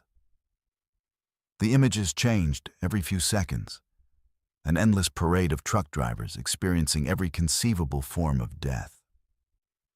Accidents, murders, heart attacks, equipment failures, natural disasters, and violence from strangers they'd trusted. The worst part wasn't just seeing these death scenes, it was hearing them. Each mirror generated its own audio track of the final moments it was displaying. I could hear the screaming of drivers trapped in burning trucks, the prayers of men and women who knew they were about to die, the confused last words of drivers who didn't understand what was happening to them. The bathroom filled with a cacophony of final breaths, desperate pleas for help, and the mechanical sounds of trucks destroying themselves and their operators. I tried to run from the bathroom, but the door had somehow locked behind me. When I turned back to face the mirrors, I realized the images were becoming more personal. Now I was seeing drivers I recognized, truckers I'd met at various truck stops over the years, faces I remembered from CB radio conversations and Fuel Island encounters. There was Big Eddie from Montana, who I'd shared coffee with just 3 months earlier, dying in a head-on collision with a drunk driver. Maria Santos, a professional driver who'd helped me with directions in Arizona, was trapped in her truck during a flash flood, water rising above her windows as she tried desperately to break the glass. Each familiar face made the experience more traumatic. These weren't just random truckers meeting unfortunate ends. They were people I'd known, drivers who had been part of the extended family that exists among professional drivers. Seeing their deaths playing out in endless loops on the truck stop mirrors felt like attending a funeral for the entire trucking industry. Watching every driver I'd ever met die in the most horrible ways imaginable. Then I realized something even more disturbing. Some of the deaths I was watching hadn't happened yet. The images included scenes with newer truck models, drivers wearing modern safety equipment, and accidents occurring on highways that had only recently been constructed. The mirrors weren't just showing the past. They were displaying future deaths as well, giving me glimpses of truckers who were still alive in 2015, but were destined to die in accidents that hadn't occurred yet. I started recognizing some of these future victims as well. Danny Morrison, a young driver I'd met the previous week, was shown dying in a truck fire that would happen on Christmas Eve 2017. Sarah Kim, a safety-conscious professional I'd spoken with on the CB radio just days earlier, was displayed bleeding to death after being attacked at a rest area that wouldn't open until 2018. The mirrors were showing me a comprehensive catalog of trucker mortality, past, present, and future, all playing simultaneously in an endless loop of death and suffering. The psychological impact was overwhelming. I'd spent 12 years on the road developing relationships with fellow drivers, building the kind of professional camaraderie that comes from shared experiences and mutual respect.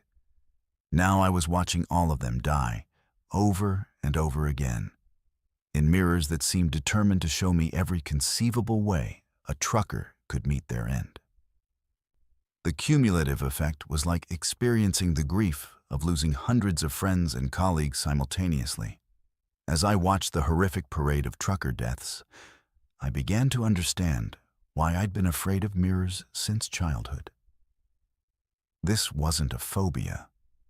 It was a supernatural ability, a curse that allowed me to see through reflective surfaces into dimensions where death was the only constant. The mirrors weren't showing random scenes of mortality. They were displaying the accumulated suffering of every person who had died violently or tragically. And truckers were just one category in an infinite catalog of human death.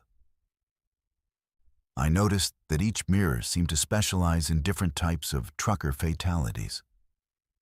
The mirror above the first sink showed only accident victims, displaying an endless stream of collisions, rollovers, and equipment failures. The second mirror focused on violence, showing drivers who had been murdered, attacked, or killed by other humans. The third mirror displayed what I can only describe as supernatural deaths. Truckers killed by creatures, phenomena, or forces that shouldn't exist in rational reality.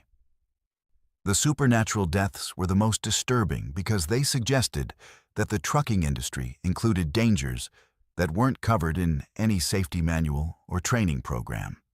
I watched drivers being consumed by shadows that emerged from their cargo, attacked by creatures that lived in truck stop parking lots, and killed by loads that were somehow alive and malevolent.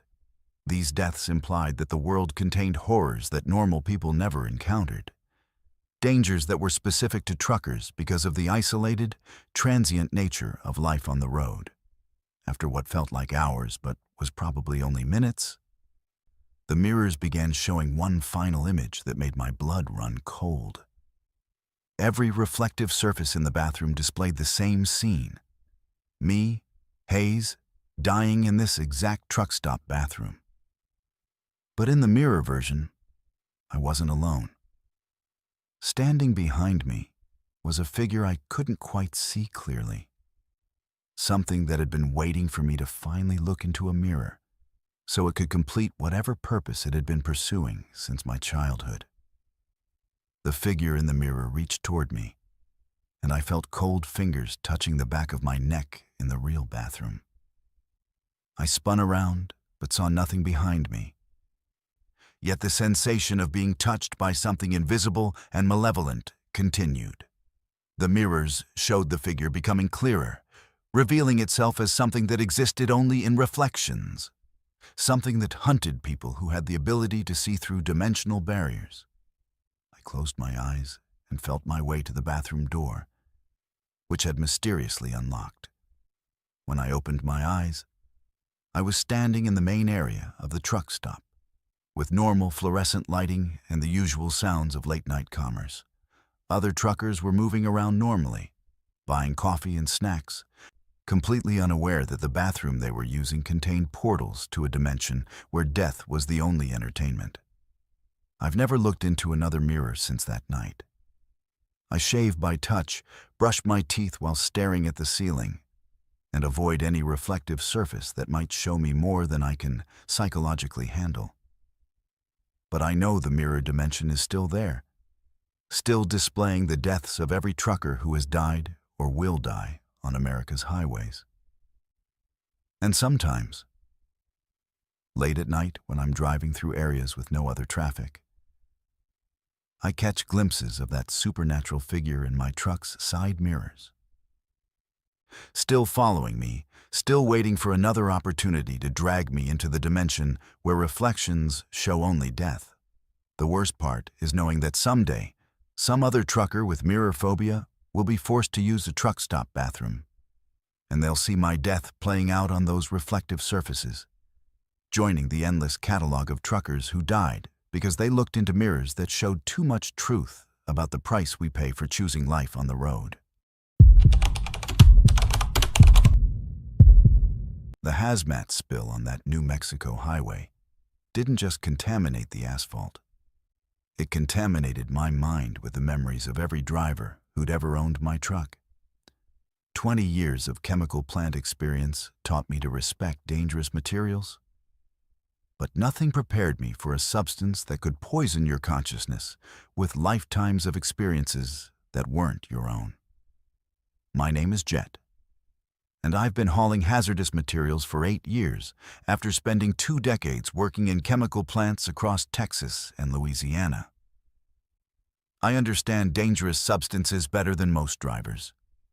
How to read safety data sheets, proper containment procedures, emergency response protocols, and the critical importance of maintaining sealed systems when transporting materials that can kill you in concentrations measured in parts per million. I drive a specialized tanker truck with redundant safety systems, emergency shutoffs, and monitoring equipment that would make a NASA engineer proud. Every load I haul could theoretically wipe out a city block if something goes wrong. So I've built my entire career on the principle that nothing ever goes wrong when proper procedures are followed. That confidence was shattered on a Tuesday morning in September 2013, when I was hauling what the manifest described as experimental industrial solvent from a government facility outside Albuquerque to a disposal site in Colorado.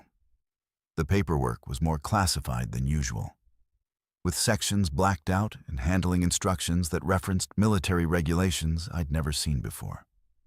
The loading crew wore full hazmat suits with self-contained breathing apparatus, and they sealed the tanker using procedures that seemed excessive even for the most dangerous chemicals I'd transported. The pay was triple my normal rate, which should have been a warning sign, but the money was too good to pass up. The spill happened about 60 miles north of Albuquerque on a remote stretch of Highway 285, in an area where the landscape consists of nothing but scrub brush and red rock formations that stretch to the horizon without a building or another vehicle in sight. I was maintaining exactly 55 VCBPB in perfect weather conditions when one of my trailer tires blew out. Not an unusual occurrence, but one that required immediate attention to prevent a more serious accident. I pulled onto the shoulder and began the standard procedure for changing a tire on a hazmat load, which includes checking all seals and connections before beginning any maintenance work. That's when I discovered that the tire blowout had somehow damaged one of the tanker's valve assemblies, creating a small leak that was allowing the experimental solvent to escape in a fine mist that immediately began eating through the asphalt. The chemical was unlike anything I'd encountered in 20 years of industrial experience. It dissolved road surface on contact, created vapor clouds that shimmered like heat waves, and produced a sweet, metallic smell that made my teeth ache even through my respirator. I immediately activated my emergency response procedures, contacting hazmat cleanup teams and cordoning off the area. But I'd already been exposed to trace amounts of the vapor during my initial inspection.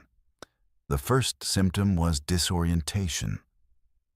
As I waited for the cleanup crew to arrive, I began experiencing memories that weren't mine.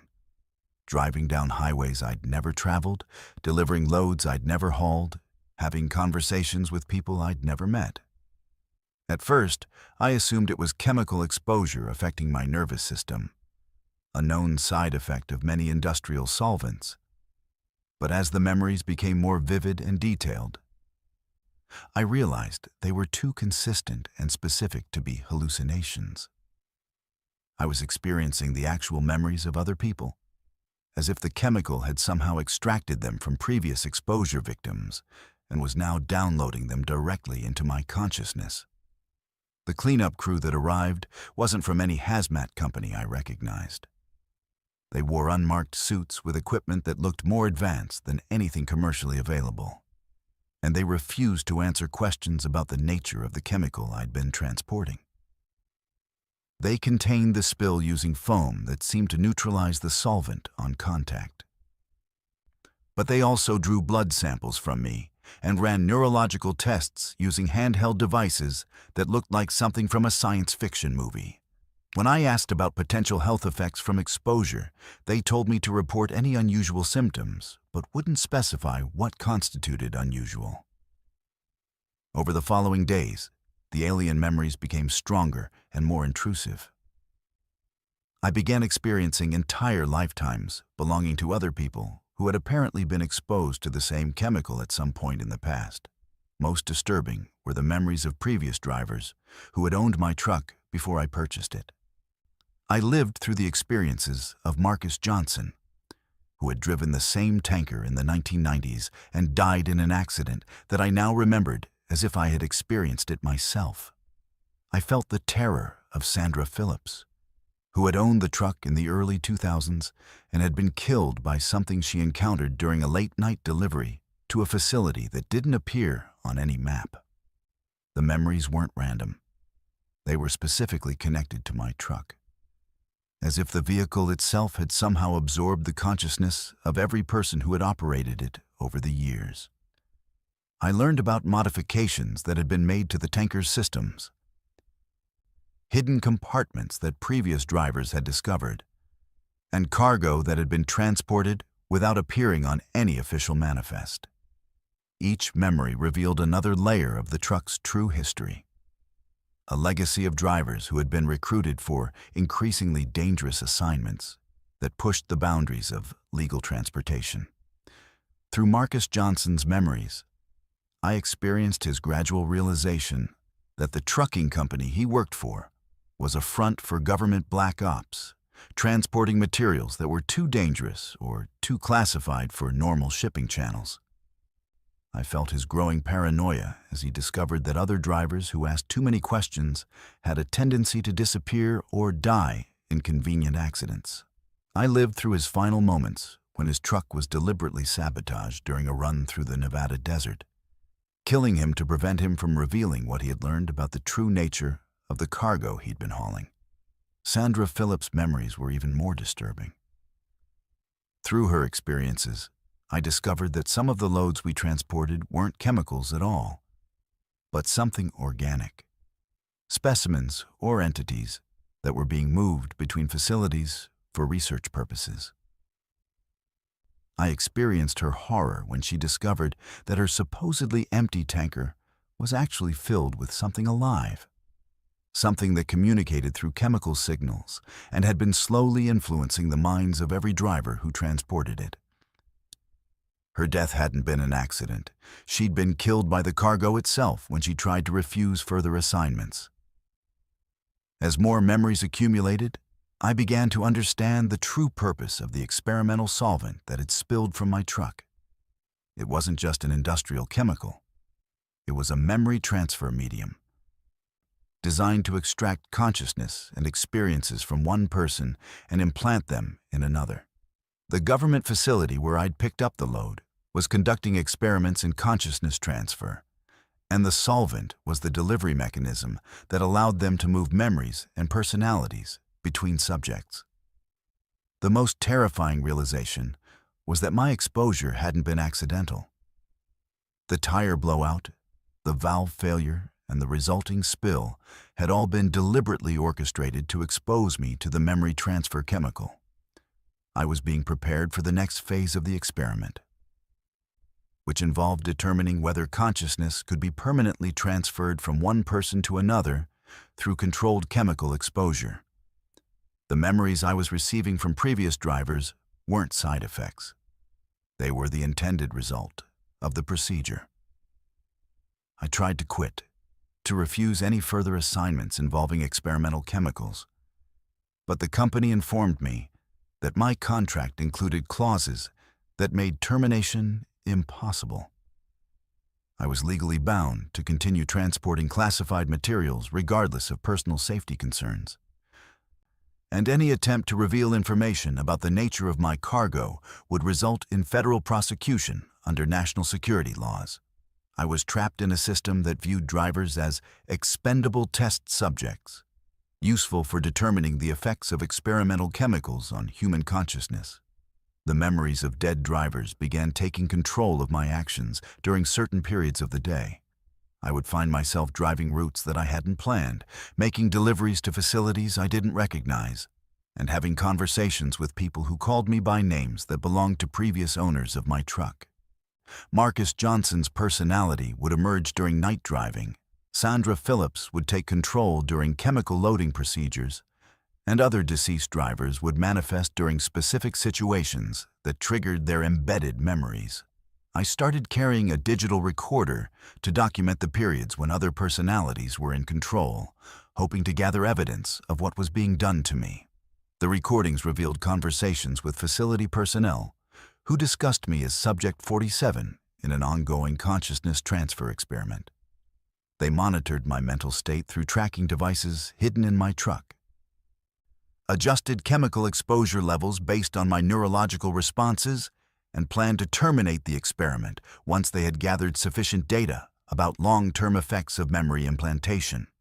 The experiment's ultimate goal was to create a method for preserving and transferring the skills and knowledge of experienced personnel to replacement subjects. The trucking company was just one testing ground for a technology that could theoretically allow the government to maintain continuity of critical personnel by downloading their consciousness into new bodies. Dead drivers were the perfect test subjects because their memories contained specialized knowledge about transporting dangerous materials, and their deaths could be easily covered up as industrial accidents. I realized that my own death was already planned. The memories I was receiving included glimpses of my future termination, scenes where I would be killed in what would appear to be a chemical exposure accident, but was actually murder designed to cover up the illegal experimentation. My consciousness would then be extracted and implanted in another driver, continuing the cycle of exploitation that had already claimed dozens of victims. The only escape was to document everything I could about the experiment and find a way to expose the truth before my scheduled termination. But with each passing day, more alien memories crowded out my own thoughts, and I found it increasingly difficult to distinguish between my actual experiences and the implanted consciousness of dead drivers. Sometimes I would wake up not knowing whether I was Jet or Marcus or Sandra or one of the other victims whose memories were slowly consuming my identity. The chemical spill on Highway 285 had contaminated more than just the roadway. It had contaminated my mind with the accumulated trauma of every driver who had been murdered by the same system that now controlled my life. And somewhere in the growing collection of alien memories, I could sense that other drivers were still out there, still transporting experimental chemicals, still being used as test subjects in consciousness transfer experiments that would eventually claim their lives and add their memories to the collective nightmare that trucking had become. In 23 years of professional driving, I'd never failed a DOT inspection. My paperwork was always perfect, my equipment always up to code, my logbooks always accurate to the minute. Then I got pulled into a roadside checkpoint that didn't exist on any map, where the inspector started writing citations for violations that wouldn't be created for another decade. My name is Cole, and I built my reputation on being the most compliant, regulation-following driver in the industry. Every bolt on my truck was torqued to specification, every light worked perfectly, every safety device was tested and certified. I carried 3 sets of backup paperwork, maintained digital and physical logbooks, and kept my truck so clean you could perform surgery in the cab. DOT inspections were routine for me, a chance to show off my professionalism and add another perfect score to my safety record. I drove a pristine 2020 Kenworth T680 with every available safety feature, from collision avoidance systems to lane departure warnings, because I believed that following the rules and maintaining perfect equipment would protect me from the dangers of life on the road. The checkpoint appeared on a stretch of highway that I'd driven thousands of times before. Route 287 through rural Texas, where the landscape consists of endless ranch land, broken only by occasional oil derricks and cattle crossings. I was hauling electronics from Dallas to Phoenix, running about 2 hours ahead of schedule, when electronic signs directed me into a mandatory inspection station that I'd never seen before. The facility looked official enough. Concrete buildings, electronic scales, inspection bays with hydraulic lifts, and uniformed officers carrying clipboards and wearing DOT badges. But something felt wrong about the setup from the moment I pulled onto the scales. The inspector who approached my truck was a tall, thin man in his 50s, with gray hair and eyes that seemed to look through me rather than at me. His uniform was regulation DOT, complete with all the proper patches and insignia, but the badge number was longer than normal and included letters that didn't follow standard identification protocols. He asked for my license, registration, and logbooks in the standard manner. But when he opened my paperwork, he began reading from documents that I'd never seen before. "According to your records," he said, consulting a clipboard that appeared to be blank from my angle, "you've been operating in violation of Federal Motor Carrier Safety Regulation 395.8K2, which requires neural interface synchronization for all commercial vehicles equipped with autonomous systems." I tried to explain that my truck didn't have autonomous systems and that I'd never heard of Regulation 395.8K2. But he ignored my protests and continued reading from his invisible documentation. He began conducting the most thorough inspection I'd ever experienced, examining every component of my truck with equipment that looked more advanced than anything I'd seen at normal DOT facilities. He used handheld scanners that seemed to read the molecular composition of my tires, checked my engine with diagnostic tools that connected wirelessly to systems my truck didn't have, and measured my fuel with devices that displayed readings in units I didn't recognize. Each piece of equipment revealed violations that shouldn't have been possible with a truck that had passed inspection just 3 months earlier. "Your brake shoes are showing wear patterns consistent with temporal displacement," he announced, writing another citation on a pad that seemed to generate its own text. "That's a violation of Regulation 393.47B8, which prohibits operating commercial vehicles that have been exposed to chronological anomalies." I watched in confusion as he documented brake wear that didn't exist on components that had been recently replaced by certified mechanics using OEM parts from authorized dealers. The citations kept coming, each one more impossible than the last. He found violations for hauling cargo that existed in multiple dimensional states simultaneously, for operating a vehicle that had been in accidents that hadn't happened yet, and for failing to maintain proper documentation for loads that I'd delivered to customers who wouldn't be born for another 50 years. Every violation referenced regulations that didn't exist in any manual I'd ever studied. But the inspector cited them with the authority of someone who had memorized every rule in an extensive legal code. When he opened my trailer doors to inspect the cargo, he discovered violations that defied physical reality. The electronics I was hauling were apparently in violation of Regulation 177.834F3 for containing consciousness transfer protocols and Regulation 177.991C7 for being temporarily unstable during interstate transport. He used scanners that revealed circuitry patterns in the electronics that weren't visible to normal inspection equipment.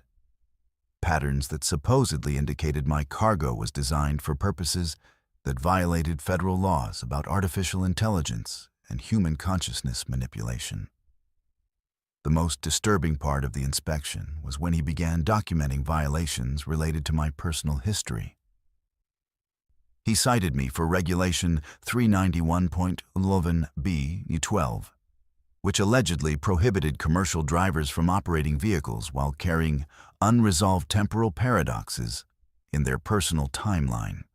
According to his inspection report, I had been involved in accidents that I'd never experienced, delivered loads that I'd never hauled, and violated safety regulations during trips that I'd never taken. "Your logbooks show a pattern of chronological inconsistency," he explained, comparing my official documentation to records that appeared on his scanner's display. "On March 15, 2019, you delivered a load of automotive parts to a facility in Denver that was destroyed in 1987.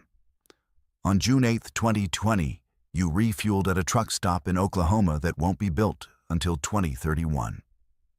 These temporal violations indicate that you've been operating across multiple timeline intersections without proper interdimensional transit permits. I tried to argue that the dates and locations he was citing were impossible, that I couldn't have delivered loads to facilities that didn't exist or refueled at truck stops that hadn't been built yet. But he produced photographic evidence from his scanner that showed my truck at these impossible locations. Images that looked completely authentic, but depicted scenes that violated everything I understood about linear time and physical reality. The inspector's equipment revealed violations that extended beyond my current trip and into every load I'd ever hauled during my 23-year career. According to his readings, I'd been unknowingly transporting interdimensional cargo, delivering shipments to customers who existed in parallel timelines, and violating regulations that governed commerce between different versions of reality. Each violation carried fines that were calculated in currencies I didn't recognize, using exchange rates that fluctuated based on factors like temporal stability and dimensional convergence rates.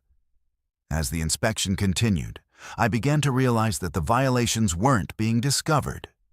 They were being created. The inspector's equipment wasn't just reading my truck's condition and cargo manifest. It was somehow generating new realities where violations existed. Each scan created new problems. Each measurement established new baseline standards that my equipment couldn't meet. Each documentation review revealed new requirements that I'd never had the opportunity to comply with. The inspector explained that I was being cited under the Enhanced Federal Motor Carrier Safety Regulations of 2035, a set of laws that wouldn't be written for another 13 years, but were apparently already being enforced through what he called temporal regulatory jurisdiction. The checkpoint existed in a bubble of accelerated legal time, where future regulations could be applied to current operations to identify drivers who would eventually become violations risks. Your truck and cargo are currently in compliance with 2022 regulations, he said, reviewing his citations, but our projections show that you'll be involved in 17 safety violations over the next decade if you're allowed to continue operating under current parameters. We're required to address these future violations now, to prevent the accidents and regulatory breaches that would otherwise occur. The fines for violations that I hadn't committed yet, but allegedly would commit in the future, totaled over $400,000, an amount that would bankrupt me and end my trucking career. But the inspector offered an alternative. I could accept immediate termination of my commercial driving privileges and avoid the future violations by never driving again. Or I could continue operating with the understanding that I was now under constant surveillance by temporal regulatory enforcement. I chose to continue driving, but with the knowledge that somewhere in the bureaucratic machinery of interdimensional law enforcement, my future violations were already being documented by inspectors who existed in multiple timelines simultaneously. The checkpoint released me with a warning that I was now part of a monitoring program that tracked drivers across past, present, and future operations to ensure compliance with regulations that existed in potential realities rather than current law. Since that inspection, I've noticed that my truck operates differently. GPS systems sometimes show routes through areas that don't exist. Fuel receipts occasionally display purchases at stations I've never visited, and my logbooks sometimes contain entries written in handwriting that isn't mine, but documents trips I apparently took in alternative timelines. I'm being held accountable for violations that exist in parallel versions of my career, fined for accidents that happen to other versions of myself in different realities. The phantom inspection taught me that regulation and compliance exist on levels that transcend normal reality. That somewhere in the bureaucratic structure that governs interstate commerce, There are enforcement mechanisms that operate across multiple dimensions and timelines. I'm still driving, still hauling loads, still maintaining perfect compliance with current regulations. But I know that in some other version of reality, Cole the trucker has already failed every inspection, violated every rule, and paid every fine that could possibly be assessed against a professional driver. The checkpoint still appears on Route 287, but only for drivers who are destined to discover that their perfect safety records are illusions.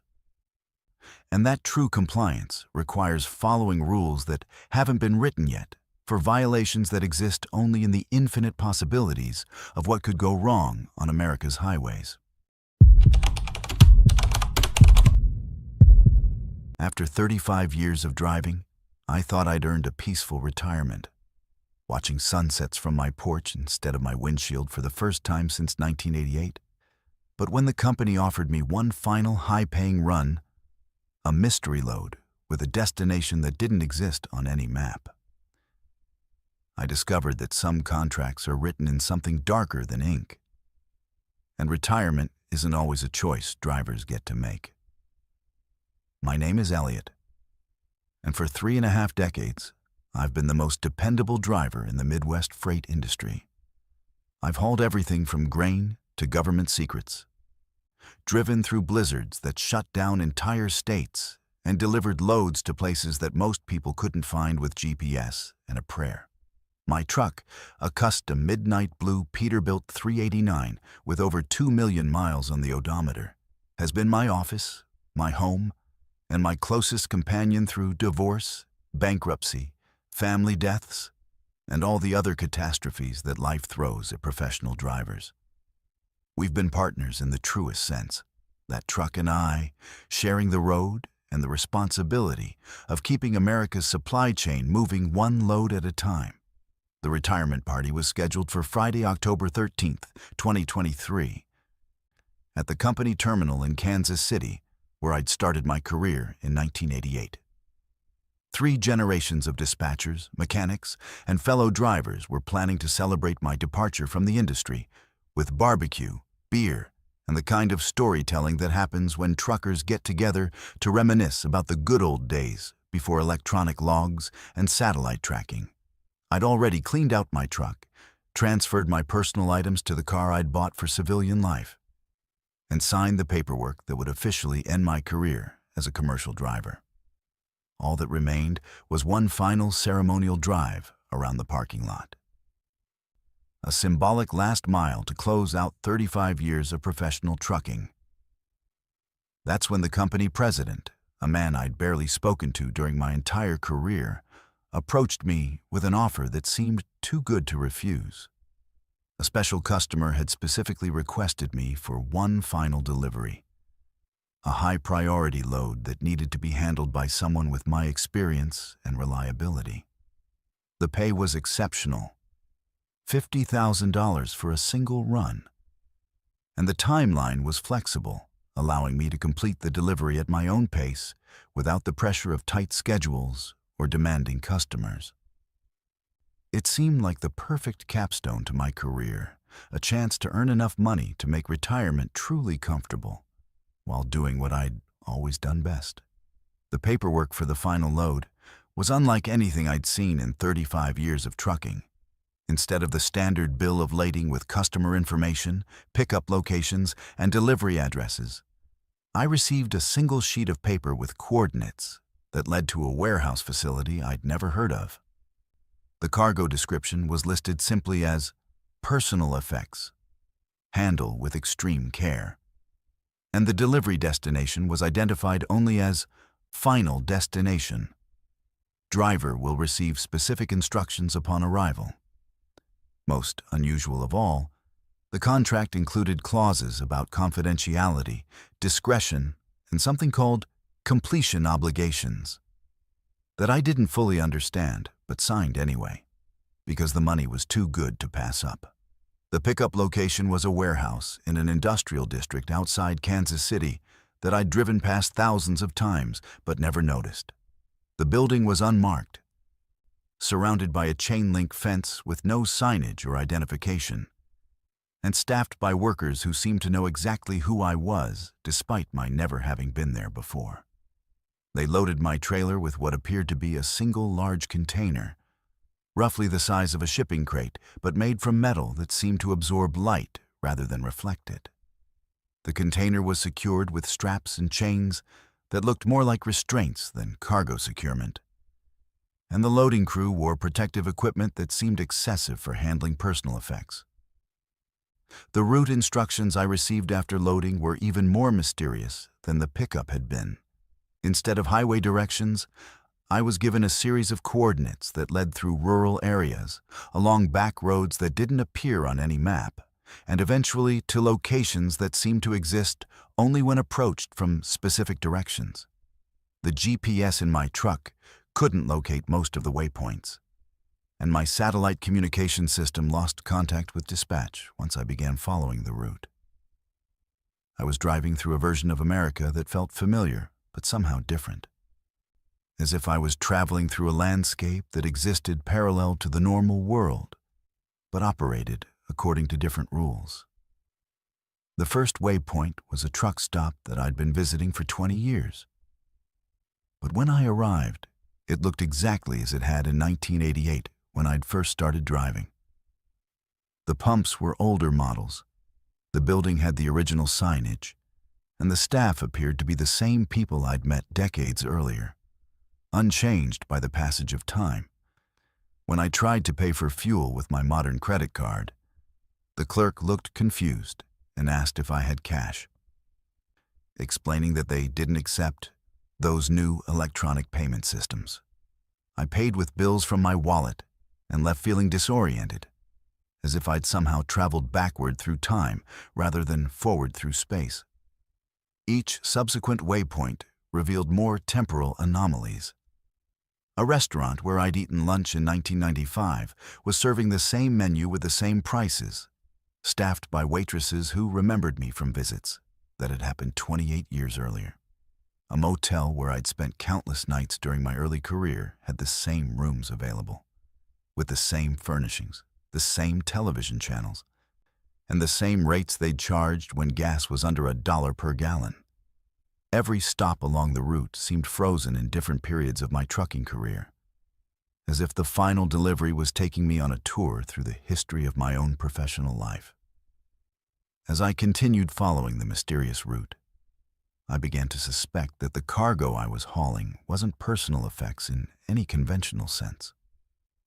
The container in my trailer generated its own temperature, maintaining a constant coolness that had nothing to do with refrigeration equipment. It produced subtle sounds, not mechanical noises, but something that resembled breathing or heartbeats.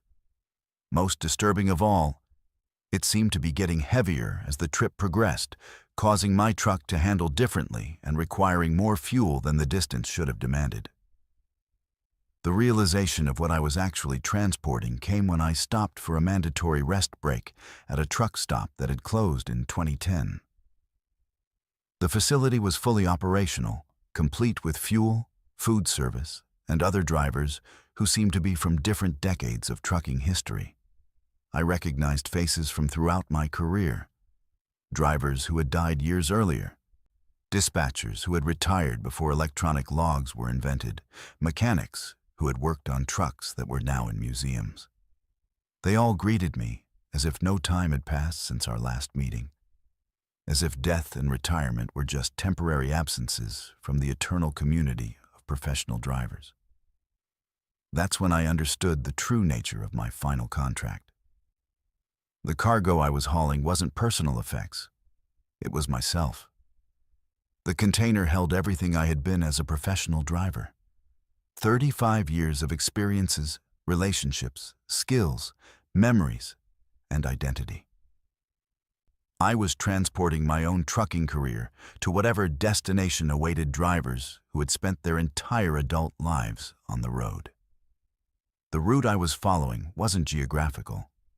It was chronological, taking me through every significant moment of my career in reverse order, allowing me to revisit the experiences that had defined my life as a trucker. The other drivers at the truck stop explained that every professional driver eventually receives the final contract, the last load that transports them from the world of active driving to whatever comes after retirement. Some drivers receive the contract after accidents, others after illness or old age, but all eventually make the final delivery to a destination that exists outside normal geography. The cargo we haul on that last run is always ourselves. Our professional identity, our accumulated experience, our connection to the trucking industry that shaped our lives. I learned that the retirement party scheduled for October 13th had actually been my funeral. My physical body had died of a heart attack in the company parking lot. But my identity as a professional driver had continued operating independently, accepting one final load and making one last delivery. The contract I'd signed wasn't for a delivery job. It was an agreement to transport my own consciousness to whatever destination awaited truckers who had given their entire lives to the industry. The final destination wasn't a place on any map. It was a state of being where professional drivers continued their careers in service to something larger than earthly commerce.